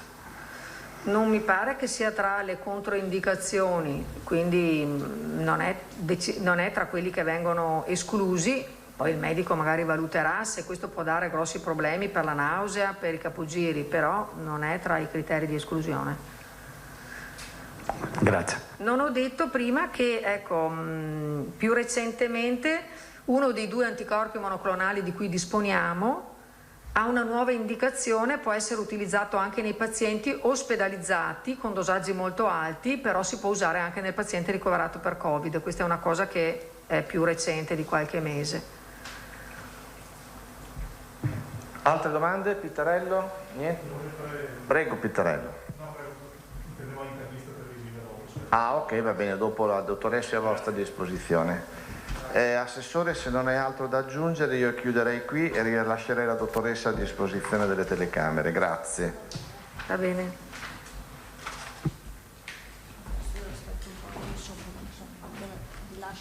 Ah, va bene. Dunque, terminata, avete sentito la conferenza stampa del Presidente Zaia, iniziata con il consueto bollettino regionale. Sono i positivi nelle ultime 24 ore, scusate, sono 274, con 13.324 tamponi c'è un'incidenza del 2,10. I positivi ad oggi, cioè quelli in quarantena, sono 13.242, mentre i positivi dall'inizio della pandemia sono 458.467. Apparato poi di ricoveri, i ricoveri attualmente nel Veneto sono 285, quindi con un più 9. Per quanto riguarda l'area non critica sono 233, quindi con un più 6, mentre in terapia intensiva sono 52 più 3. Il totale di decessi nel Veneto sono 11.701, mentre le persone guarite sono 22.964. Il Presidente Zaia ha detto appunto che la maggior parte delle persone che si trovano ricoverate in ospedale o che si trovano in terapia intensiva sono persone che non avevano avuto nessuna vaccinazione o solo una vaccinazione. Per quanto riguarda invece le vaccinazioni, nelle ultime 24 ore sono 15.254, mentre si è raggiunti ormai a 6.400.000 dosi somministrate. Poi ha parlato della terza dose, ha detto che ancora non si sa nulla, si dovrà capire della terza dose. Alla domanda dei giornalisti che il rischio di andare in concomitanza con la campagna vaccinale, il Presidente Zaia ha detto che si spera che questi due vaccini si possano fare contemporaneamente in modo che si possano chiamare le persone una volta sola e fare entrambi i vaccini, ma è tutto da capire. Per quanto riguarda invece il fatto che il vaccino aveva 6 mesi prima di 6 mesi prima di poter fare l'altro vaccino, il Presidente ha detto che si dovranno rivaccinare subito gli anziani, perché dal momento del primo vaccino alla terza dose sarebbero passati ad ottobre già 10 mesi, però ovviamente si dovrà attendere notizie più certe. Poi invece la parola è passata alla dottoressa Scrocaro, che ha parlato degli anticorpi monoclonali, ha parlato di questa terapia, dice in Italia sono state trattate 8.434 persone, in Veneto sono 1.167 persone. Dice abbiamo chiuso nel Veneto 738 casi, quindi l'89% di questi sono guariti senza andare in ospedale. Ovviamente maggiori notizie di quanto ha detto la dottoressa Scroccaro nel corso dei nostri telegiornali questa sera a partire dalle 18:30 con il Veneto, poi Venezia e Treviso 19:30. Parliamo invece di tamponi perché nel Padovano è boom di richiesta di tamponi nelle farmacie non ancora affidabili in vista del Green Pass, i test rapidi di tipo salivale, spiegano i farmacisti. A Padova in arrivo invece 123 sospensioni tra gli iscritti all'ordine. Sentiamo. Sono la nuova frontiera dei test anti-Covid considerati meno invasivi. Parliamo dei tamponi salivari più facili da sopportare rispetto ai tradizionali orofaringei. Test approvati ma non ancora sicuri se di tipo rapido per la certificazione del Green Pass, spiegano i farmacisti. Il test molecolare ha dato delle garanzie del 99-100%. Da fonti sembra che il test salivare rapido dia una copertura un 49-50%. Allora, devo dire che tutti i colleghi che non lo stanno facendo perché professionalmente non è corretto che noi rilasciamo un Green Pass che non è contemplato, perché il Green Pass sarebbe contemplato solo sul test salivale molecolare. Sul tema i farmacisti sono in attesa di chiarimenti dal governo e dalla regione. Nel frattempo l'invito a tutti, professionisti compresi, è quello di non utilizzare il test rapido salivare per ottenere un Green Pass.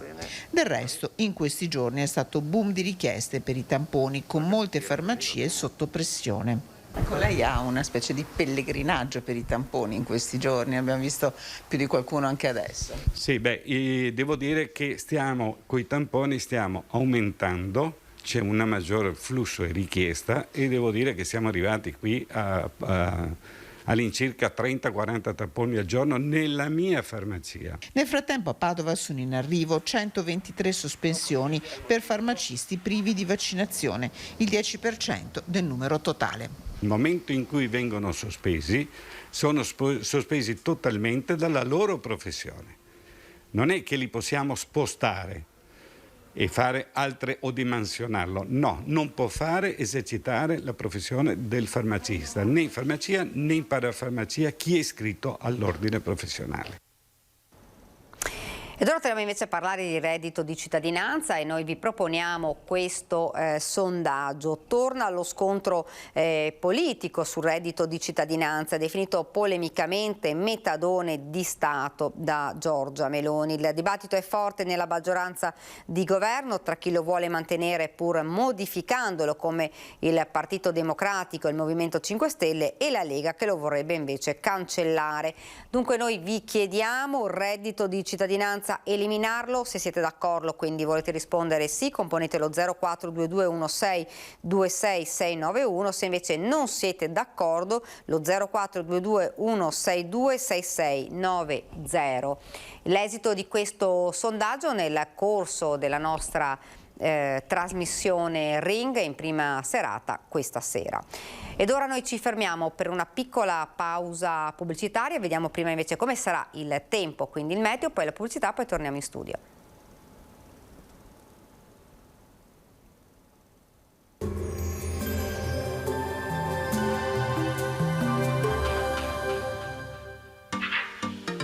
Tremonti, attrezzature e materiale per saldatura professionale a Montebelluna.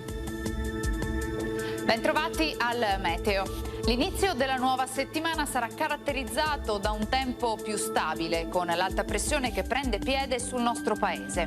Vediamo insieme il dettaglio di lunedì 6 settembre.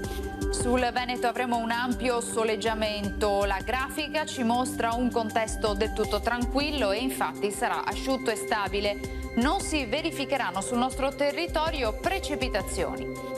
Diamo uno sguardo anche alle temperature, che saranno sostanzialmente stazionarie, minime tra 13 e 19 gradi, massime invece tra i 24 e i 28 gradi.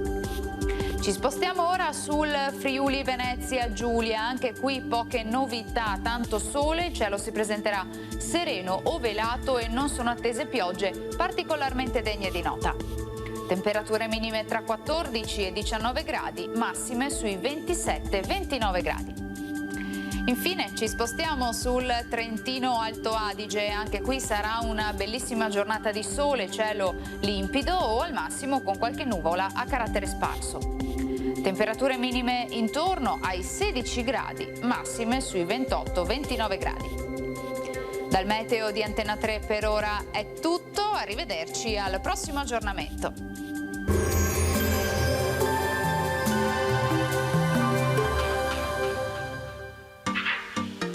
Tremonti, attrezzature e materiale per saldatura professionale a Montebelluna.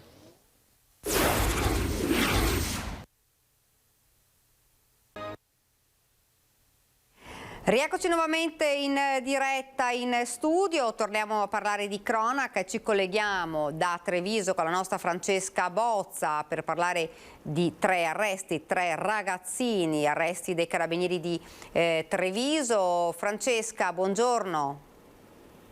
Buongiorno Daniela, buongiorno a te e ai tuoi telespettatori. Lo hai anticipato tu, i carabinieri di Treviso hanno arrestato nella notte tra sabato e domenica 3 giovanissimi tra i 18 e i 19 anni, un quarto invece è stato denunciato per furto e ricettazione. Il gruppetto è stato intercettato da una pattuglia durante un normale controllo nei pressi della stazione dei treni di Treviso. Il gruppetto ha attirato l'attenzione dei militari perché si muoveva intorno ad uno scooter che poi si è capito essere stato rubato 2 mesi prima proprio al padre di uno dei componenti del gruppo intercettato dai militari. Nel sottosella i carabinieri hanno rinvenuto una macchina fotografica digitale, un giubbino, mentre dei gioielli e altri capi d'abbigliamento erano stati indossati dai 4 ragazzi. Si tratta, sono oggetti che i quattro avevano rubato poco prima ad una festa di compleanno in un'abitazione di Carbonera, dove si erano letteralmente imbucati. In parte, infatti, della refurtiva recuperata erano regali che gli invitati avevano fatto ai 2 festeggiati. E gli altri partecipanti alla festa si erano accorti di questi ragazzi non invitati e li avevano cacciati. 3 erano saliti in sella allo scooter, quindi tutti e 3 sullo scooter, e durante la fuga, per intimidire i presenti, avevano sparato dei colpi in aria con una scacciacani che è stata poi recuperata sempre nel sottosella, e oltre al cacciacani sono state recuperate anche delle pistole giocattolo. Alla fine però quello che doveva essere un colpo anche diciamo con fantasia, perché si erano, come detto, imbucati a questa festa, alla fine non avevano fatto i conti i 4 giovani con i carabinieri. Se non ci sono domande, Daniela, ti restituisco la linea. Grazie davvero Francesca, grazie e buon lavoro. Grazie a te. Dunque adesso andiamo avanti con un aggiornamento riguardo all'omicidio. Ne abbiamo parlato in apertura di questa diretta, l'omicidio della 27enne a Verona. Le ultime notizie appunto sul caso della ragazza trovata morta in casa dal fidanzato in provincia di Verona, svolta clamorosa nella notte perché un uomo, si tratta del vicino di casa, è stato fermato mentre correva in moto sull'autostrada A1 in direzione a Roma. Il motociclista avrebbe ucciso Chiara Ugolini, avrebbe ammesso le proprie responsabilità durante l'interrogatorio. Intanto sul corpo della ragazza 27enne di Fumane in provincia di Verona è stata disposta l'autopsia, ancora da chiarire il movente dell'omicidio che potrebbe risalire al pomeriggio. Al momento del delitto Chiara Ugolini era sola in casa dove era tornata per riposare dopo aver staccato dal lavoro alle 14. Il presunto assassino bloccato intorno alle 22:30 in autostrada all'altezza di Firenze dopo una fuga in moto potrebbe essersi introdotto nell'abitazione della giovane con una scusa. La situazione poi potrebbe essere degenerata. Dunque ad essere fermato dai carabinieri, come vi avevamo anticipato, è il vicino di casa. Ed ora invece ci spostiamo a Venezia perché Zahra Hamadi, l'attivista afghana, ha riabbracciato il fratello Ahmed, ristoratore veneziano che aveva lanciato numerosi appelli per riportarla in Italia dall'Afghanistan, da Kabul. La donna che i prossimi giorni rientrerà nel veneziano dice: molte delle mie amiche rimaste a Kabul pensano al suicidio piuttosto che perdere la libertà. Sentiamo. La morte della speranza è alle porte dell'Afghanistan. A dirlo è Zahra Hamadi, l'imprenditrice 32enne e attivista afghana riuscita a fuggire da Kabul grazie al ponte aereo organizzato dalla Farnesina. Finalmente, dopo essere arrivata in Italia e aver trascorso i giorni di quarantena preventiva, ha riabbracciato suo fratello Ahmed, lo chef veneziano, artefice di numerosi appelli ai politici per permetterle di rientrare. L'ha raggiunta ad Ischia, dove riceverà un riconoscimento per la lotta a favore dei diritti umani. Ma il pensiero della donna va alle amiche rimaste a Kabul in una gabbia, dice, perché obbligate a stare chiuse in casa. Sono angosciata per loro, spiega. Molte di loro hanno partecipato con lei il 14 agosto alla manifestazione di protesta contro l'avanzata dei talebani e ora sono costrette a nascondersi in appartamento per paura di ritorsioni. In questi giorni, quando riesco a parlare con alcune di loro, percepisco forte il sentimento di impotenza e rassegnazione continua ed in qualche caso mi confessano apertamente di pensare al suicidio piuttosto che restare in quelle condizioni. Non possiamo pensare ad un futuro senza la libertà che avevamo. Ed ancora cronaca, è stato trovato questa mani il corpo senza vita di un torrentista, 43 anni, di Val di Zoldo, nel Bellunese, partito ieri mattina per scendere lungo la gola del torrente, ma è e non è rientrato. Dopo le perlustrazioni notturne delle varie porzioni del torrente, alle prime luci dell'alba si è ripartiti con l'ausilio dei droni e con le squadre a piedi. Il gruppo del soccorso alpino e speleologico veneto si è portato nel tratto più impegnativo, parzialmente visionato nella notte, e qui è stato individuato il corpo a valle dalla confluenza con il Grisol. Queste le prime informazioni del ritrovamento dell'uomo. Io vedo già il collegato con noi via Skype, lo ringraziamo, il senatore del Partito Democratico Andrea Ferrazzi. Buongiorno. Buongiorno a lei, buongiorno a tutti. Buongiorno, intanto le chiedo subito la prima notizia. Noi abbiamo lanciato un sondaggio riguardo a quanto ha detto Giorgia Meloni sul reddito di cittadinanza, che ha definito come metadone di Stato. C'è scontro ovviamente politico all'interno della maggioranza per quanto riguarda il reddito di cittadinanza, con PD e Movimento 5 Stelle che vorrebbe mantenerlo pur modificandolo, invece la Lega vorrebbe cancellarlo. Ma insomma, la formula è infelice. Il metadone si dà a delle persone che stanno soffrendo perché sono tossicodipendenti ed è una forma, diciamo, di contenimento del danno, no? Diciamo così. Quando parliamo di lavoro che manca, stiamo parlando invece di una questione altamente drammatica ma assolutamente diversa. Quindi non condivido assolutamente il termine usato dalla Meloni, che è un termine mediatico, apposta studiato mediaticamente, dato che infatti tutti ne stanno parlando. Se lei invece mi chiede la mia posizione sul reddito di cittadinanza, io sono contrario. Perché il reddito di cittadinanza ha sostituito una cosa che funzionava molto bene prima, che era il reddito di inclusione, che era un patto tra Stato, comune e cittadino che aiutava le persone a trovare lavoro, non a stare sedute e non cercare lavoro. Vede, io sto girando per moltissimi territori anche della nostra nazione, e moltissimi imprenditori sia al nord sia al sud mi dicono che non riescono a trovare persone perché conviene stare a casa e prendere il reddito di cittadinanza piuttosto che andare a lavorare e prendere gli stessi soldi fondamentalmente. Allora, se si inserisce un percorso di questo tipo, è del tutto evidente che nasce un problema a livello collettivo nazionale. Bisogna invece lavorare sul lavoro. Bisogna creare lavoro, bisogna aiutare l'imprenditore a trovare lavoro, bisogna fornire lavoro, bisogna aiutare le persone in difficoltà a formarsi per trovare lavoro. Non vanno lasciate sole, ma non nella logica dell'assistenzialismo meglio, non nella logica di dare il pesce, ma nella logica di insegnare a pescare. Questa è la filosofia che fa grande una nazione e che dà dignità al lavoro e alle persone che lavorano. Senta, un argomento questo che è stato sempre al centro di un dibattito all'interno della maggioranza, di questa maggioranza. Si troverà una quadra secondo lei? Io ritengo che vada rimesso mano alla legge di cittadinanza, ma lo stesso Conte l'ha detto, no? Come capo dei 5 Stelle.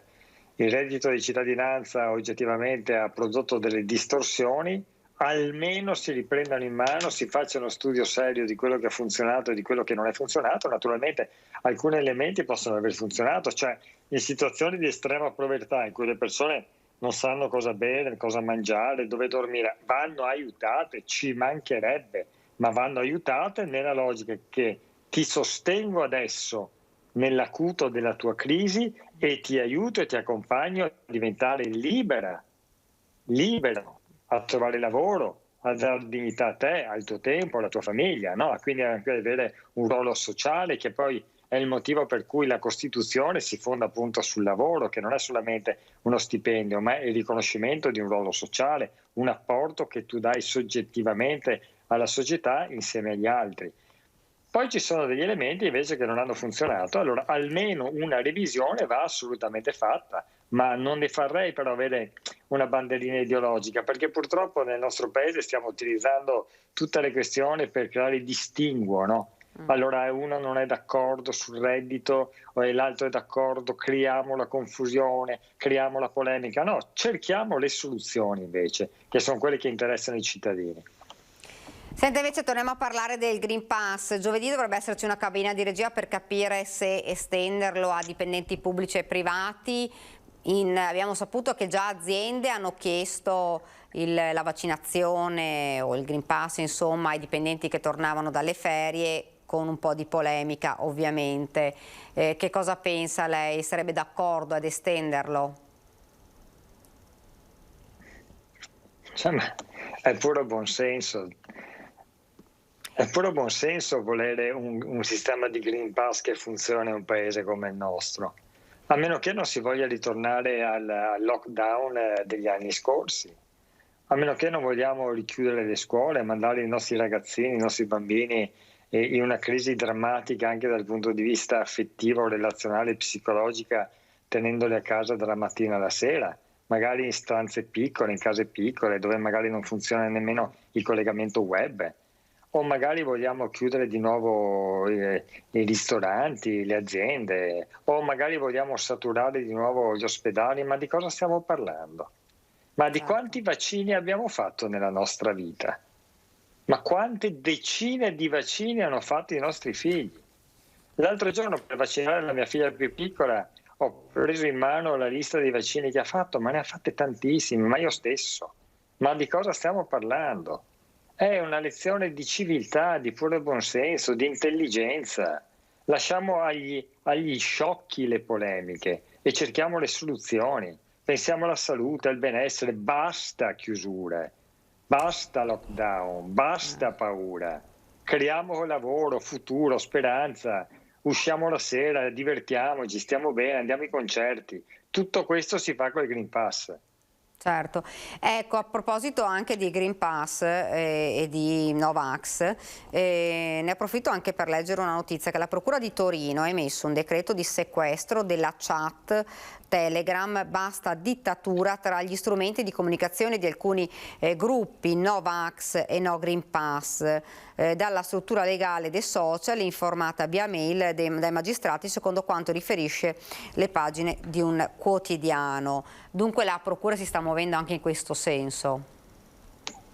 Ma vede, i poverini in questo paese, in tutto il mondo ci sono sempre, quelli che speculano sulle paure, che sono dei perditempo, non sanno che cosa fare, non sanno cosa fare della loro vita, non sanno come orientare le loro giornate. O magari poi ci sono persone che hanno legittimamente dei timori su questo vaccino, allora giustamente la scienza deve spiegargli, raccontare, prendere sul serio le domande e dare le risposte come mi pare però siano state date. Il problema è quando questi poverini, queste minoranze molto rumorose che poi magari fanno manifestazioni che si trovano in 10-20 persone hanno la voce di leader politici, no? Questo è il problema. Quando dirigenti politici del nostro paese, invece di prendere le distanze e di trovare le soluzioni, per accattare qualche voto in più o per fare solamente baruffa o per innalzare il livello della polemica, per aumentare dunque la loro visibilità personale, e prendono e diventano loro i portatori di queste bandiere. Io me lo ricordo Salvini quando andava alle manifestazioni, no? Anche l'anno scorso, anche la scorsa estate, oppure quello che sta facendo la Meloni in alcuni passaggi molto controversi. È questo che mi preoccupa.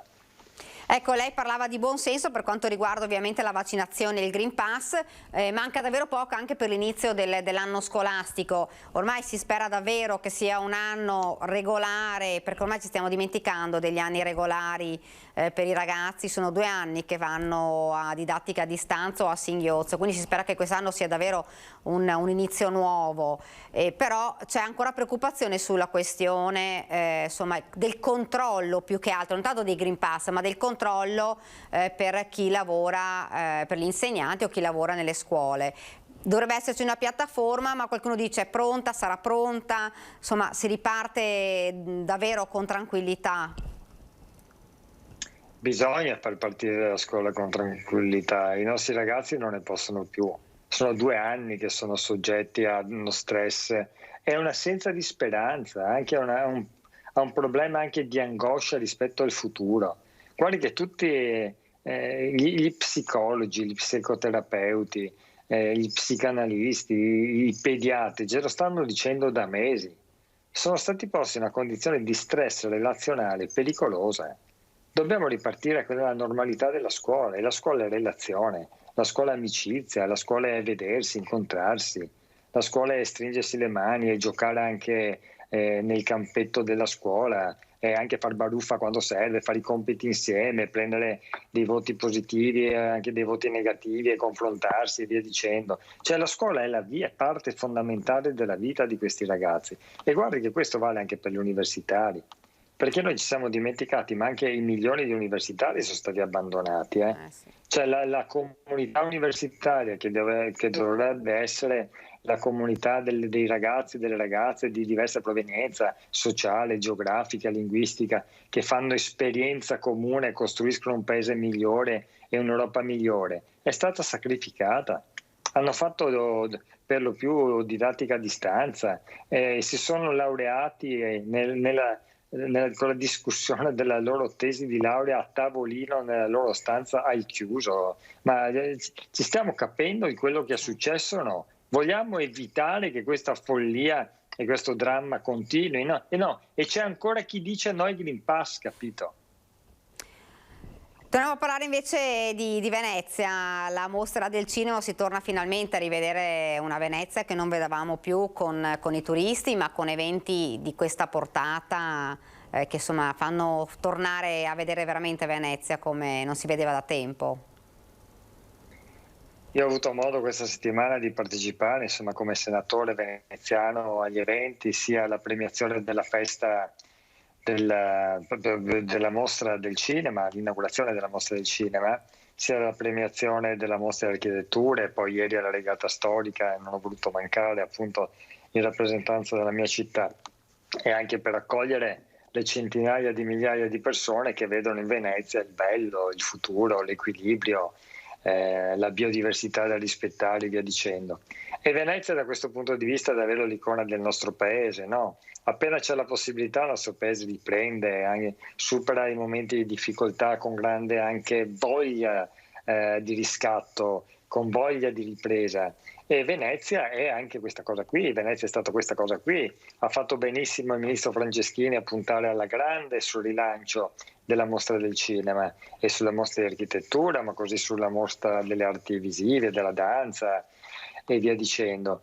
E ha fatto benissimo questo governo, sempre con Franceschini, a mettere soldi veri, molti soldi sul rilancio della Biennale, anche quelli del PNRR, perché il PNRR serve per dar posti di lavoro, per creare infrastrutture, per riconvertire le fonti energetiche in fonti energetiche biosostenibili, ma serve anche per fare cultura, perché la cultura è quella che fa stare insieme, che crea il bello, che crea la coesione sociale. Quindi Venezia da questo punto di vista merita assolutamente il meglio, ed è per questo che il governo e il nostro impegno è proprio nella direzione di Venezia, così come di tutto il territorio veneto e triveneto, che ha una ricchezza straordinaria per la nostra nazione. Ecco, sono partiti tutti questi eventi importanti. Se lei dovesse fare un po' un bilancio di come è andata questa ripartenza di Venezia a livello turistico. Ma è andata fondamentalmente bene. Il tema adesso però è tenere, no, questo boom. Il tema adesso è creare quelle condizioni di normalità in modo tale che a Venezia ci possa essere un turismo sostenibile, distribuito in tutto l'anno. Non certo un turismo mordi e fuggi, ma un turismo che rispetta la nostra città, rispetta l'ecosistema, che porta ricchezza ai veneziani, ai commercianti, alle imprese, che valorizza Venezia agli occhi di tutto il mondo. Ecco, tutto questo si può fare, si deve fare. C'è un po' di preoccupazione per l'autunno, secondo lei? Di tornare un po'... I contagi sono aumentati negli ultimi periodi? C'è preoccupazione nel senso che vale esattamente quello che stavamo dicendo prima, no? Vale esattamente il tema e la necessità di utilizzare il Green Pass e di fare le vaccinazioni, perché se, come dice Figliolo, alla fine del settembre avremo l'80% della vaccinazione, è una cosa positiva.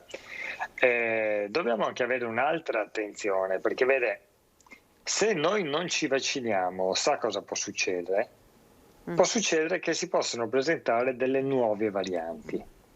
Ora, le nuove varianti possono anche rendere del tutto inutili i vaccini già fatti e dovremmo ricominciare da zero. Questo è un tema che è troppo poco sottolineato. Cioè il sacrificio che decine di milioni di italiani hanno fatto vaccinandosi, anzi l'investimento su se stessi e sulla propria salute fondamentalmente, potrebbe essere vanificato per colpa di una residua percentuale che, non volendoci vaccinare, mantiene il ceppo del virus in vita, lo fa circolare e quindi lo può mutare. e questo sarebbe deleterio. È per questo che dobbiamo accelerare e chiudere tutto il processo della vaccinazione. Senatore, la ringrazio, grazie davvero, grazie per aver accettato il nostro invito, grazie e buon lavoro. Grazie a voi per l'invito, buon lavoro.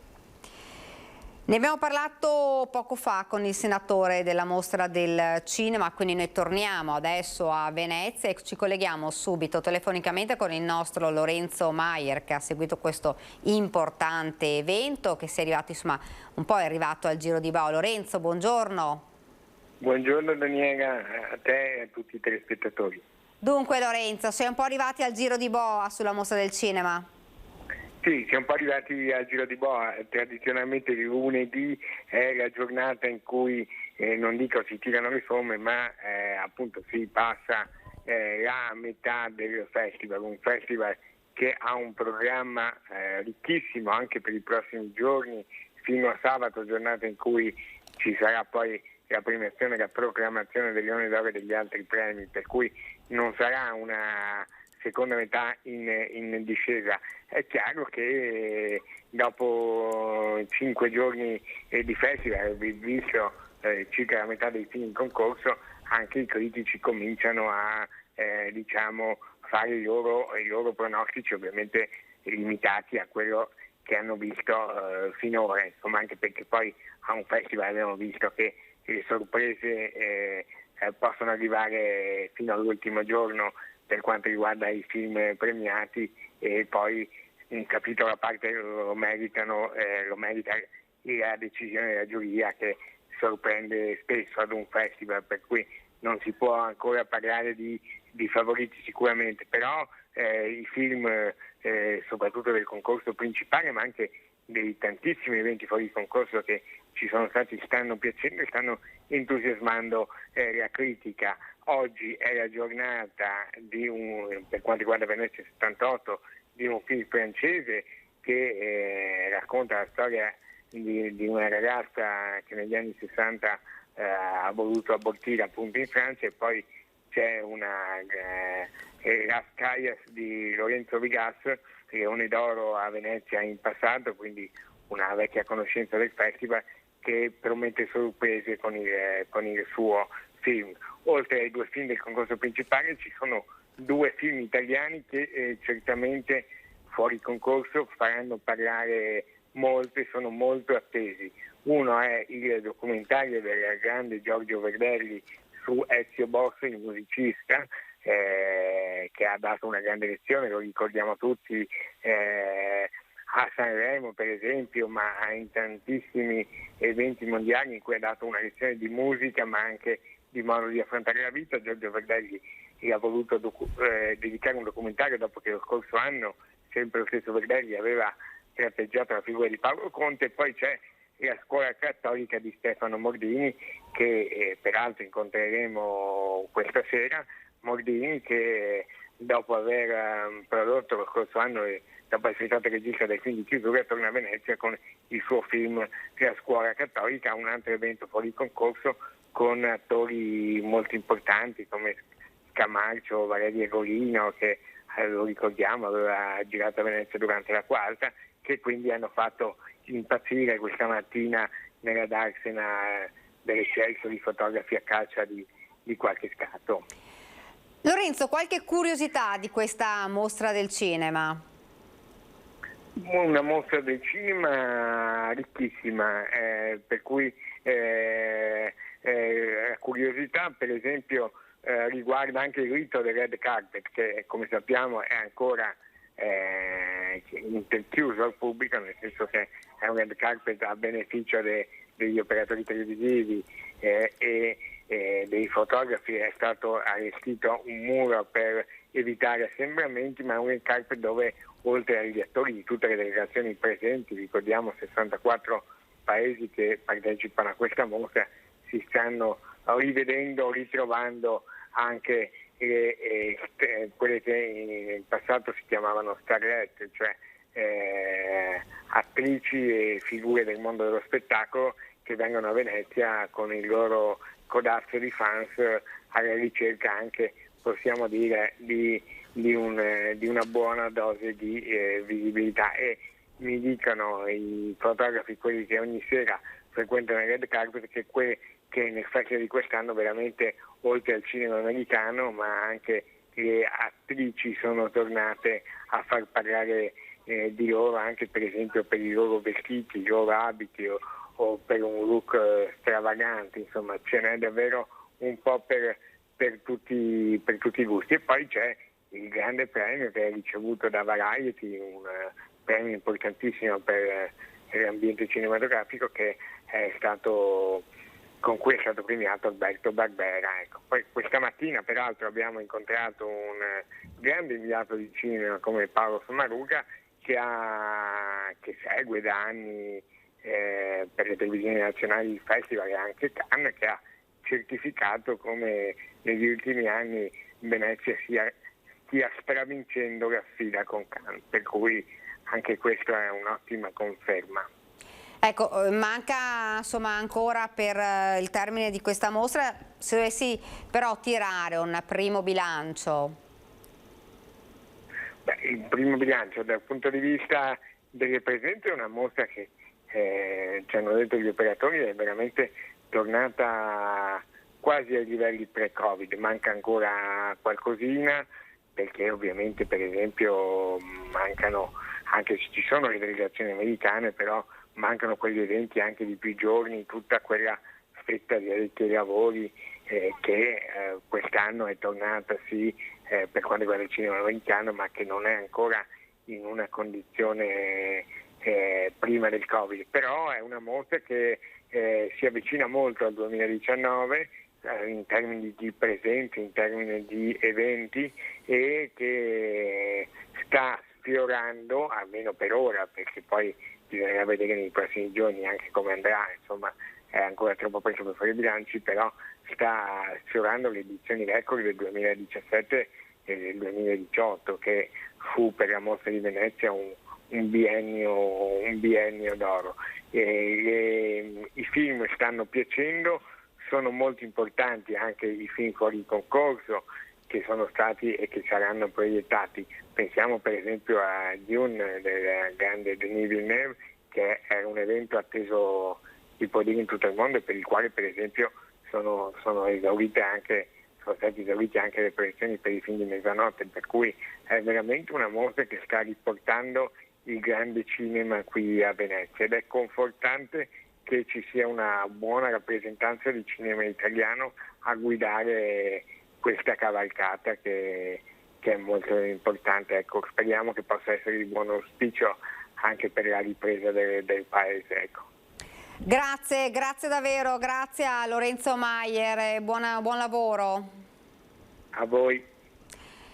Noi rimaniamo però a Venezia, dove lo abbiamo sentito prima, c'è il nostro Filippo Fois, che vedo già in compagnia di un altro ospite, quindi insomma la parola a Filippo Fois.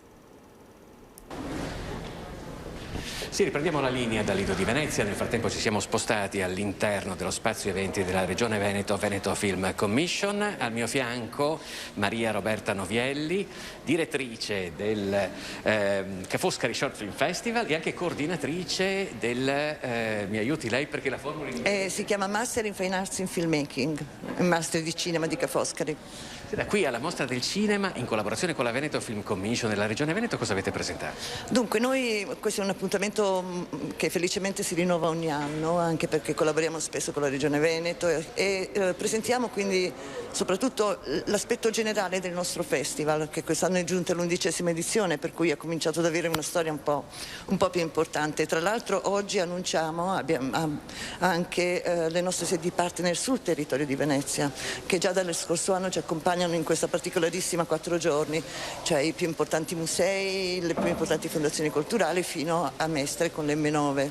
Quindi è davvero un piacere per noi, perché diventa non solo il festival di un'università o di un gruppo di studenti, e si fa per dire gruppo perché sono ben 320 gli studenti di Ca' Foscari che collaborano, degli studenti di scuola di cinema di tutto il mondo, ma soprattutto della città. Venezia è cinema da sempre. Senta, cerchiamo un attimo anche di spiegare che cos'è il Short Film Festival di Ca' Foscari, magari per molti nostri telespettatori che magari associano Ca' Foscari con economia e commercio, no? Perché c'è anche una facoltà specifica sugli audiovisivi. Certo, il cinema si studia praticamente da sempre a Ca' Foscari all'interno di tutti gli studi sulla conservazione dei beni, e ci sono molte attività che accompagnano annualmente naturalmente i percorsi cinematografici. E questo festival appunto sono già 11 anni che esiste, per cui dimostra come... Quando si svolge? Si svolge normalmente in marzo, ma per il Covid per quest'anno, per la seconda volta, l'abbiamo rinviato ad ottobre, quindi la prossima edizione è dal 6 al 9 ottobre. Dove si svolge? Quindi il cuore è l'Auditorium Santa Margherita, come sempre, che è la nostra sede, però poi abbiamo tutta una serie di sedi partner importantissime, che se mi permette vorrei citare perché è bellissimo. Intanto il più importante circuito di musei di Venezia, quindi Cadoro, Grimani, l'Archeologico e l'Orientale. Poi abbiamo la Fondazione Levi, la Fondazione Querini Stampaglia, la Fondazione Bevilacqua La Masa. Poi abbiamo gli spazi del Paradiso del Concilio Europeo dell'Arte e i Giardini, e la Casa del Cinema, sempre qui a Venezia, e infine per Mestre l'M9, per cui naturalmente. Quindi è proprio il Museo d'Arte Contemporanea, non d'arte, di storia contemporanea. Certo, perché la cosa più bella che appunto si è creata è questa transmedialità, no? Perché faccio un esempio che davvero mi ha colpito moltissimo, vedere proiettato su una parete al Museo Archeologico un nostro short e sotto vedere quelle meravigliose sculture. Cioè è una, come dire, un'ibridazione, possiamo chiamarla così forse, però assolutamente magica davvero. Quindi... Quando si parla del valore aggiunto di Venezia si intende anche questo. Chi partecipa allo Short Film Festival?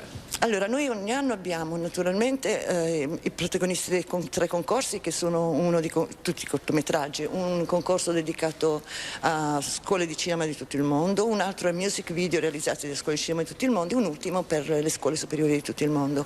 Loro sono i protagonisti indiscussi. Però affianchiamo sempre dei grandi nomi della professionalità cinematografica, perché l'ambizione è quella che lo short, come lo chiamiamo noi questo festival, diventi un punto di incontro tra chi sta per affacciarsi al mondo del cinema, la professionalità, e i veri professionisti. Quindi abbiamo masterclass, incontri, oltre che giurie internazionali di alto livello, e abbiamo avuto nomi come Peter Greenaway, Patrice Leconte, Dario Argento l'anno scorso e così via, perché deve essere quel punto in cui ci si incontra e si passa la staffetta sostanzialmente, no? Nel corso di questi incontri che stiamo facendo nello spazio eventi della Regione Veneto, Veneto Film Commission, abbiamo un po' approfondito anche come il cinema non solo sia uno strumento di divulgazione culturale, artistica, ma rappresenti anche un grosso indotto economico e di posti di lavoro. Da questo punto di vista, i giovani che stanno studiando con voi, a che prospettive si aprono? Beh, sicuramente tantissime, anche perché devo dire che tra le pochissime cose positive dell'ondata pandemica c'è proprio il fatto che il ricorso al video è aumentato vorticosamente, no? Come giustamente diceva lei, ormai il video permea qualsiasi aspetto dell'imprenditoria, della vita culturale e così via. Quindi per chi realizza video in particolare, ma anche per chi partecipa all'industria della comunicazione di questo mondo, chi si occupa degli uffici stampa per esempio, oppure editoria e così via, il cinema è sicuramente in tutte le sue declinazioni, perché sono tantissime, è sicuramente un grandissimo passepartout per moltissime professioni. Come il livello medio, presumo molto alto, essendo anche internazionale, ma le chiedo più degli italiani e dei veneziani, come se la cavano? Tra quelli che partecipano al concorso, le intende, sono a livelli veramente altissimi. Ogni anno abbiamo almeno 1 o 2 titoli che sono arrivati o alla cinquina finalista o ai 25 finali agli Oscar. La nostra vincitrice dell'anno scorso ha vinto l'Oscar per il cortometraggio per la migliore animazione, ma non studenti, proprio la migliore animazione. Quindi normalmente si pensa che un film realizzato da uno studente possa essere qualcosa di un po'... Loro sono per lo più registi che studiano presso le più prestigiose scuole di cinema del mondo, quindi, e questi sono i loro diplomi di laurea. Quindi. Beh, abbiamo raccontato un'altra eccellenza che si svolge veramente sotto le finestre di casa. L'appuntamento quindi è in campo all'Auditorium di Santa Margherita e tutta Venezia. Quando lo ricordiamo ancora? Dal 6 al 9 di ottobre con un pre-festival che però sarà una sorpresa il 5. Ok, noi ringraziamo Maria Roberta Novielli di Ca' Foscari e vi restituiamo la linea. Ringraziamo Filippo Fois e la sua ospite, gli auguriamo buon lavoro. Intanto noi, prima della pubblicità, vi ricordo che subito dopo parleremo di Prosecco e di vendemmie. Lo faremo assieme a Luca Giovi, direttore del Consorzio Tutela del Prosecco Doc, che ho già accanto, quindi lo ringrazio per averci raggiunto. Quindi pubblicità, subito dopo parleremo.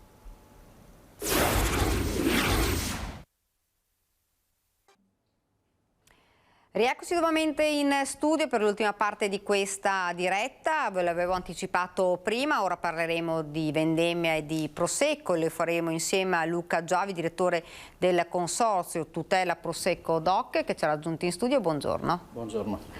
Dunque, partiamo subito da com'è l'andamento di questa stagione del Prosecco?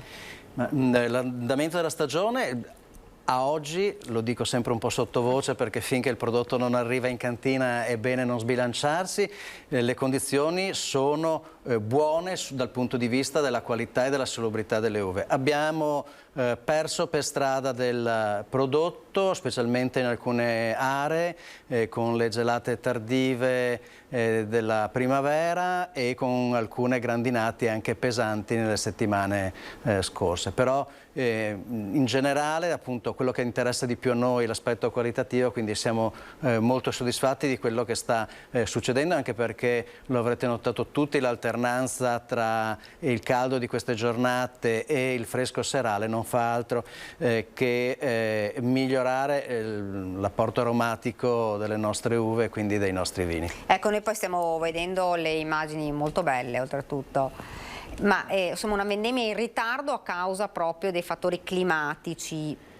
Sì, era una vendemmia che già alla vigilia si annunciava come poco produttiva, perché noi stimiamo già a dicembre dell'anno precedente la fertilità delle piante e avevamo idea che non sarebbe stata un'annata sovrabbondante come abbiamo registrato alcuni anni or sono, e quindi questo era già un aspetto. Dopodiché l'andamento climatico è un'estate che è partita, poi si è fermata e poi in qualche modo ha ripreso.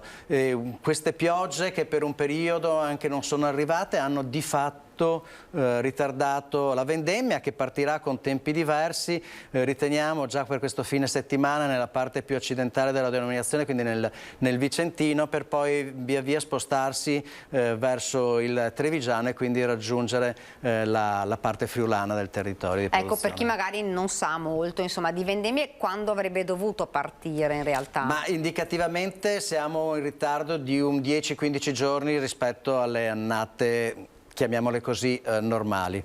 Ecco, che cosa può provocare un ritardo della vendemmia? Da questo punto di vista nessun effetto particolare, tranne il fatto che rimaniamo per 15 giorni in più in trepidante attesa da questo punto di vista. No, non ci sono fenomeni particolari dal punto di vista qualitativo. È chiaro che la vite, come tutte le attività agricole, sono soggette all'andamento climatico, appunto, e oggigiorno subiamo in modo molto pesante questo cambiamento climatico che ci porta ad avere nell'arco degli ultimi 5 anni 2 volte delle gelate tardive e queste da un lato precipitazioni grandinise e dall'altro anche delle piogge molto forti, che qualche problema nei vigneti lo dà. Ecco, fra l'altro sono fenomeni che non sono neanche più, non si possono neanche più definirsi isolati, perché ne abbiamo avute più volte e anche con grandinate, insomma, non indifferenti. No. Sono fenomeni che ai noi stanno diventando ricorrenti e che ci preoccupano non poco da questo punto di vista. Ecco, nessuno può avere la sfera magica, non possiamo sapere se insomma, ci sarà una grandinata o meno, ma si può fare qualcosa per... Ma penso che l'unica cosa che possiamo fare è fare in modo che in qualche modo il reddito agricolo venga tutelato, perché in molti casi ci sono perdite anche del 100%, quindi stiamo studiando sistemi assicurativi e mutualistici per far sì che il nostro sistema produttivo possa essere in qualche modo tutelato, perché dopodiché fanno sempre notizia le 500 milioni di bottiglie certificate, oltre 500 milioni di bottiglie certificate l'anno scorso, ma non dobbiamo dimenticare che dietro quei 500 milioni di bottiglie ci sono circa 12.000 aziende agricole con le loro famiglie che vivono del reddito che ricavano da questa attività agricola. Quindi c'è un tessuto sociale che in qualche modo in 9 province tra Veneto e Friuli Venezia Giulia vivono anche di questo. Ecco, il prosecco è uno dei prodotti che va tutelato. È uno dei problemi, tra virgolette, esatto, accanto a quello climatico, tra i maggiori che stiamo affrontando, ed è determinato da un lato dal tentativo di alcuni di appropriarsi indebitamente del nome. Diciamo che adesso il problema, ad esempio, in Italia e all'interno dell'Unione Europea abbastanza risolto. Ci sono sacche di resistenza in alcuni paesi dell'est, dopodiché abbiamo alcuni paesi che legittimamente nei loro paesi continuano a chiamare prosecco la varietà che sono l'Australia e il Brasile. Con il Brasile c'è un accordo dell'Unione Europea che prevede che entro 10 anni dalla firma dell'accordo smettano di chiamare il vino con il nome della varietà. Con l'Australia è un po' più difficile, ma contiamo anche lì di riuscire a trovare un punto di contatto. In questo caso verifichiamo che le loro produzioni non raggiungano invece quei paesi dove invece siamo tutelati, come è stato fatto recentemente in India. Il fenomeno invece più preoccupante è da un lato l'evocazione, ovvero tutti i nomi che sembrano richiamare o indurre in errore il consumatore. E ce ne sono sempre di più. Sì, sono sempre di più e sono sempre giocati, mentre prima era facile aggredirli perché erano smaccatamente fraudolenti, adesso diventano sempre più raffinati e quindi diventa poi più difficile, anche perché purtroppo ci dobbiamo misurare con le sensibilità che sono diverse nei diversi paesi e quando non anche misurarci con normative totalmente diverse, tant'è che noi cerchiamo di andare a declinare la protezione sulla base delle normative di ciascun paese. Noi adesso siamo tutelati evidentemente in Unione Europea, nel Regno Unito è rimasta la protezione, siamo protetti sui generis con le normative locali in Canada, in Russia, in India e quindi stiamo facendo un grosso lavoro di questo. Una volta però ottenuto la tutela bisogna farla rispettare, quindi c'è il ricorso nei tribunali, le cause, le diffide, è un mondo abbastanza complicato. Se lei dovesse dare un consiglio insomma alle persone, perché magari non è facile, come diceva lei, insomma adesso cambiano proprio in maniera molto il nome o proprio, e molte volte non si distingue, per dare un consiglio invece insomma alle persone che vogliono acquistare in realtà il prosecco vero, il prosecco DOC. Ma i dati dell'anno scorso con una crescita nell'anno pandemico del 2,8% ci testimonia che quando il consumatore è quello che tra virgolette effettua l'acquisto è ben informato e sa scegliere. Diciamo che il consiglio maggiore è verificare che in etichetta sia scritto prosecco, denominazione di origine controllata, e che vi sia il contrassegno di Stato, quindi il logo della Repubblica Italiana, quel bindello che viene posto a sigillo di ogni bottiglia. Diciamo che oggi ecco, bisogna fare un po' più attenzione magari nei pubblici esercizi dove noi chiediamo un prosecco e ci viene spacciato uno spumante generico. Ecco lì magari chiedere che la bottiglia il bicchiere venga servito al tavolo. Non esiste, ribadiamolo con forza, il prosecco alla spina, quindi ogni volta che vi offrono un prodotto spuso vi stanno di fatto truffando. Direi questi un po' come consigli per l'uso. Questa è anche una del prosecco alla spina, è una delle cose insomma che più si vede a volte proprio nei bar. Ai noi è uno dei fenomeni più evidenti ancora oggi e anche nel nostro territorio. In questo caso ci sono dei controlli, cosa si può fare? Noi effettuiamo dei controlli, il problema è, tra virgolette, anche qui la furbizia che in qualche modo i pubblici esercenti adottano nel porre in essere questo tipo di comportamento. Tante volte invocano l'ignoranza.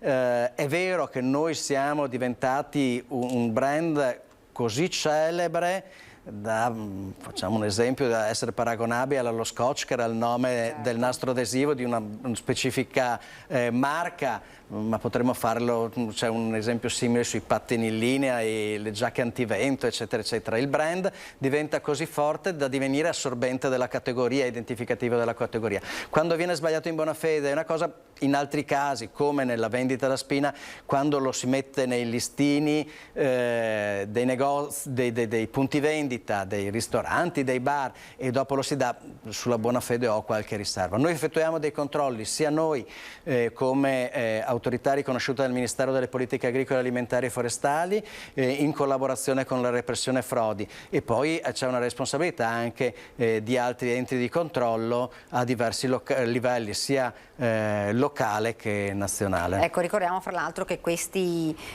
imitazioni, possiamo definirle così, imitazioni, creano un danno enorme ai produttori di prosecco, insomma. No, ma soprattutto ledono poi la buona fede del consumatore, che è convinto di bere un prodotto e ne beve un altro, perché non dimentichiamoci che tutta la normativa comunitaria era indirizzata principalmente alla tutela dei consumatori, perché quando è stata introdotta a livello comunitario, i paesi che in qualche modo ne hanno beneficiato dal punto di vista della produzione erano paesi fondamentalmente del bacino del Mediterraneo, la Francia, l'Italia, la Spagna, la Grecia, ma è stata fortemente voluta anche dai paesi del nord, proprio perché loro hanno capito che era l'unico strumento che avrebbe garantito i loro cittadini di fronte a soggetti che avrebbero potuto chiamare impropriamente un prodotto con il nome di una regione geografica e quindi in qualche modo truffare i loro cittadini. È stato un bellissimo passaggio e ancora oggi la nostra normativa a livello comunitario è all'avanguardia a livello mondiale. Ecco, quando parliamo invece di promozione del territorio attraverso il prosecco? Ma proprio nei giorni scorsi abbiamo siglato un accordo a 3 con Ryanair e grazie all'amministrazione comunale di Treviso per promuovere il territorio, la città di Treviso, che poi io ho definito quello che potrebbe essere un hub per tutta la nostra denominazione, consapevoli del fatto che oggi una delle parole più pronunciate al mondo che provengono da questo territorio è sicuramente prosecco e con un percepito molto positivo da parte dei consumatori, quindi mettere a disposizione la propria denominazione come testimone di un territorio ci è sembrato un grande atto di giustizia e responsabilità, perché non dimentichiamo che come denominazione d'origine noi dal territorio riceviamo e ci sembra giusto e corretto che anche al territorio ritorniamo, quindi prosecco sì per il sistema produttivo ma anche per una comunità allargata che in qualche modo ne può beneficiare. Ecco, le abbiamo detto insomma il prosecco, che vediamo ogni tanto delle immagini molto belle, prosecco che è un'eccellenza. Ci sono anche adesso proprio degli itinerari per andare a vedere insomma le vigne, per andare a vedere, per andare a assaggiare il prosecco, quindi anche a livello turistico è importante. Teniamo conto che l'enoturismo è uno dei trend del settore turistico tra quelli più in forte crescita e anche in una situazione come quella pandemica la scelta di abbandonare in qualche modo i grandi centri per spostarsi nelle periferie a contatto con i territori, anche questa è stata una grossa occasione e ribadisco è anche questa un'occasione di condivisione delle opportunità determinate dal prosecco con il territorio, questo lo reputo assolutamente importante. Ecco, ci sono proprio degli itinerari già stabiliti? Allora ci sono alcuni itinerari, noi consigliamo una modalità di approccio che è legata alla formulare degli itinerari sulla base degli interessi del turista. In questo modo lui seleziona i propri interessi sulla base di selezione degli interessi proprio delle dichiarazioni di interesse. Io voglio fare dell'enoturismo perché sono interessato all'architettura, perché perché sono interessato all'ambiente, perché sono interessato, quindi mi dai delle chiavi di lettura e sulla base delle chiavi di lettura noi proponiamo in qualche modo delle soluzioni turistiche, perché c'è chi vuole andare a vedere, penso nel nostro territorio, ai centri storici tante virgolette minori, c'è chi vuole andare a vedere, seguire gli itinerari legati all'architettura del Palladio, chi vuole andare su contesti ambientali, penso al Parco del Sile, al Giardino Botanico a Padova, insomma, il territorio essendo piuttosto ampio, perché non dimentichiamolo, andiamo da Vicenza fino a Trieste, abbiamo la possibilità veramente di offrire delle soluzioni turistiche capaci di soddisfare diversi gusti del turista e soprattutto sempre dando la possibilità di visitare chiaramente le aziende produttrici, di degustare e anche di acquistare. Ecco, per chi volesse quindi decidere poi in base alla propria la preferenza, insomma, a chi può rivolgersi? Il consorzio ha un sito, prosecco.wine, c'è un sito Discover Prosecco dove raccontiamo anche proprio il territorio. Noi, lo vedevo prima nel backdrop delle immagini dalla mostra del cinema, noi abbiamo definito il nostro territorio una dreamland, quindi un territorio da sogno anche per le possibilità che ha. Andando sul sito si trovano le informazioni, ci sono già degli itinerari in qualche modo proposti con queste chiavi di lettura, altre possono essere confezionate dai turisti. Ecco, lei prima diceva quest'anno, insomma, pensiamo adesso ormai che ci sia proprio un prodotto di qualità. Ecco, cosa si intende per... Ma in questo caso noi dobbiamo ricordare che quando parliamo di Prosecco parliamo di un vino che è caratterizzato da una semiaromaticità, quindi da dei profumi molto fini, molto eleganti, fondamentalmente riconducibili ai fiori bianchi, alla frutta, nel caso del Prosecco Rosé anche fiori rossi e frutta rossa, in particolar modo i frutti di bosco, in qualche modo la mora, la fragola, eccetera, ma è caratterizzato sempre dalla freschezza. Ecco, questo apporto aromatico in annate come queste ci attendiamo che sia particolarmente spiccato e quindi veramente trovare all'interno di questi calici, di questi bicchieri di Prosecco, un bouquet di fiori di frutta che ancor di più ci coinvolgerà nella degustazione. Ecco, lei ci stava dicendo proprio una serie di prosecchi, perché non c'è solo un prosecco per magari chi non è... Noi innanzitutto dobbiamo pensare, il Prosecco DOC è quello che abbiamo sempre avuto in mente, ovvero il vino bianco, che attenzione può essere sia nella versione tranquilla che ha un consumo eminentemente locale, oppure può essere frizzante, la maggior parte della quale è destinata al mercato tedesco, oppure spumante, che è la versione ormai più diffusa.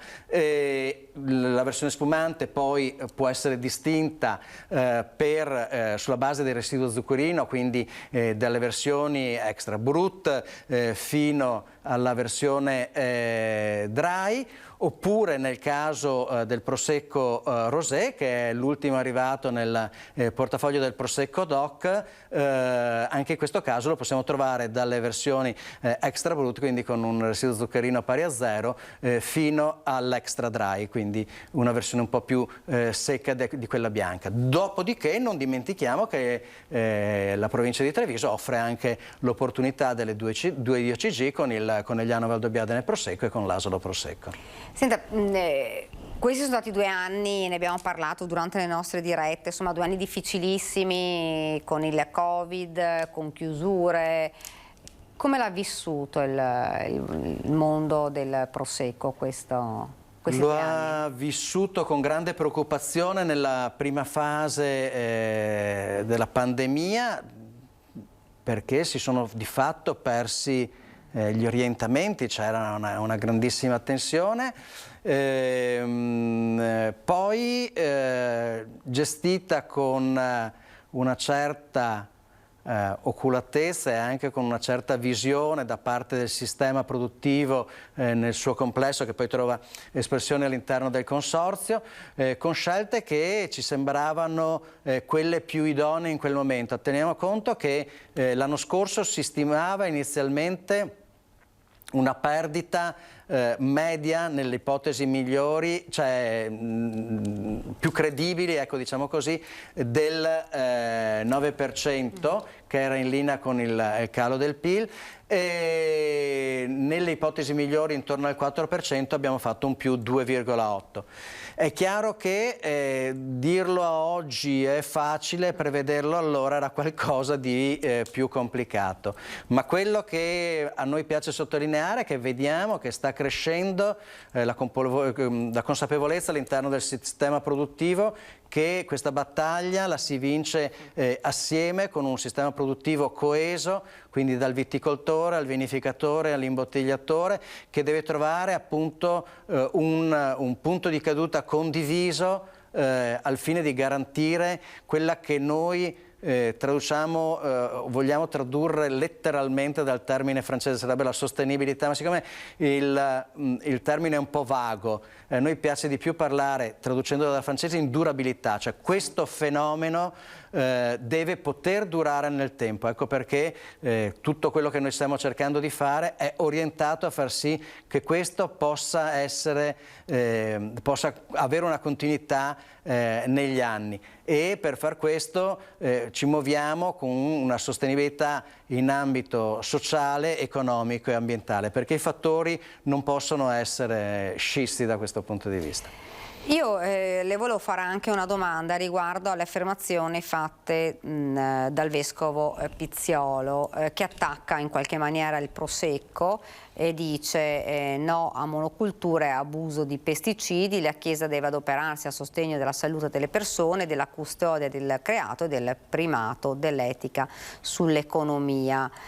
Questo sono un po' le parole del vescovo. Lei che cosa... Questa è una parte di una lettera molto articolata che il Vescovo ha pubblicato e inviato in occasione del mese del creato di quest'anno.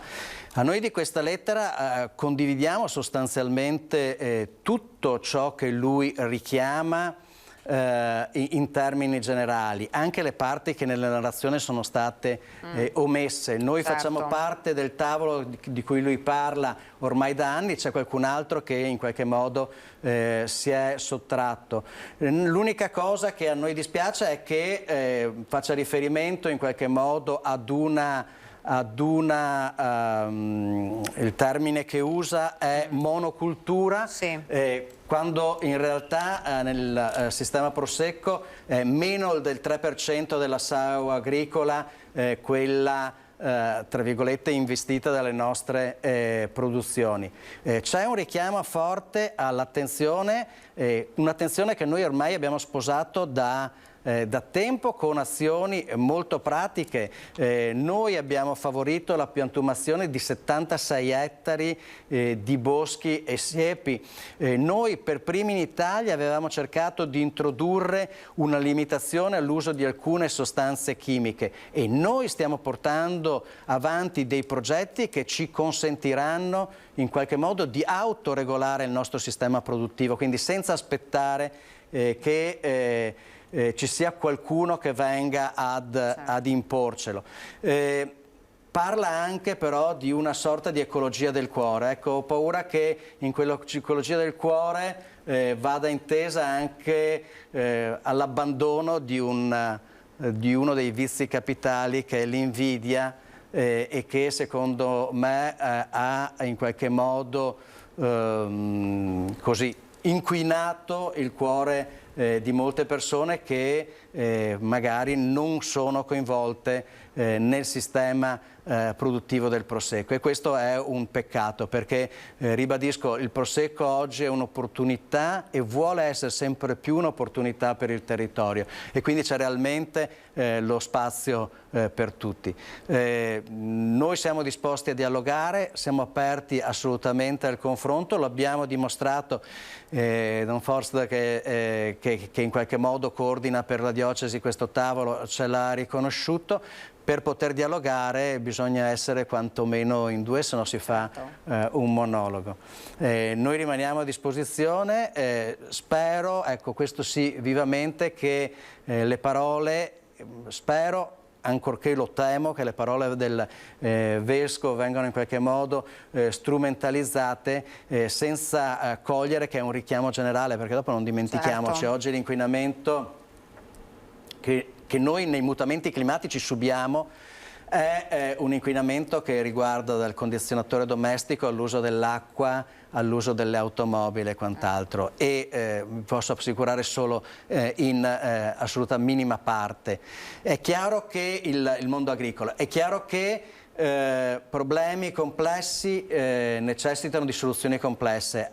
Quelli che tagliano con l'accetta i problemi dicendo ah sì, ma basta il biologico. Noi abbiamo sempre incentivato il biologico in diversi modi, ma non è detto che possa essere la soluzione, perché poi tra le altre cose non dimentichiamo che il rame è un metallo pesante da questo punto di vista, quindi attenzione appunto a essere tranchant, basta fare così. Ecco, è un percorso che noi abbiamo intrapreso e che intendiamo fortemente portare avanti, non senza avere anche al nostro interno qualche mal di pancia da parte di qualche produttore, ma io sono convinto che riusciremo tra il prossimo e l'anno successivo ad arrivare a una certificazione di sostenibilità a livello di denominazione, portando almeno il 60% dei territori della denominazione a dei percorsi virtuosi che guardino gli ambiti,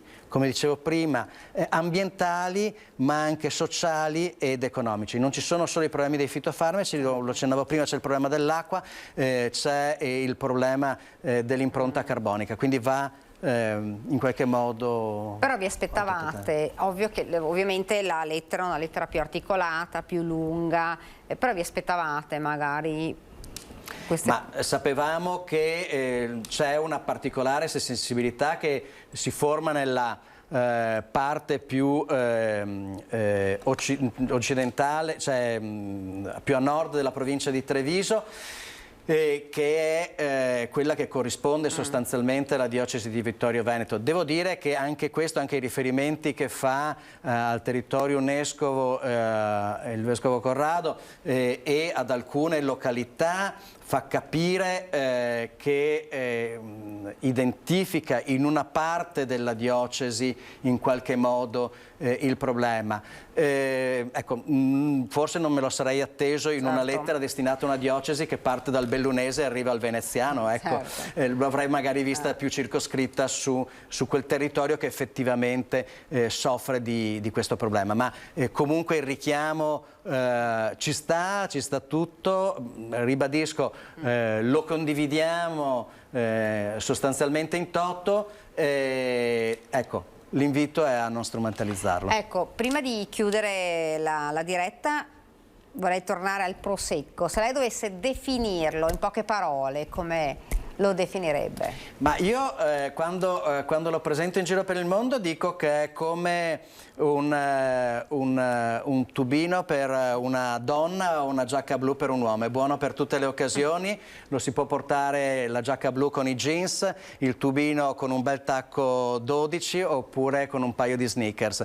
È questa sua versatilità, questa capacità di accompagnare il fuoripasto che lo rende, dal fuoripasto a tavola, che lo rende unico e dal nostro avviso anche inimitabile nel mondo. La ringrazio davvero per essere stato con noi, siamo arrivati proprio al termine di questa diretta, quindi ringrazio anche i telespettatori di averci seguito, ovviamente questa sera poi i nostri telegiornali. Grazie davvero, grazie. Grazie a voi. Grazie davvero per averci seguito, arrivederci.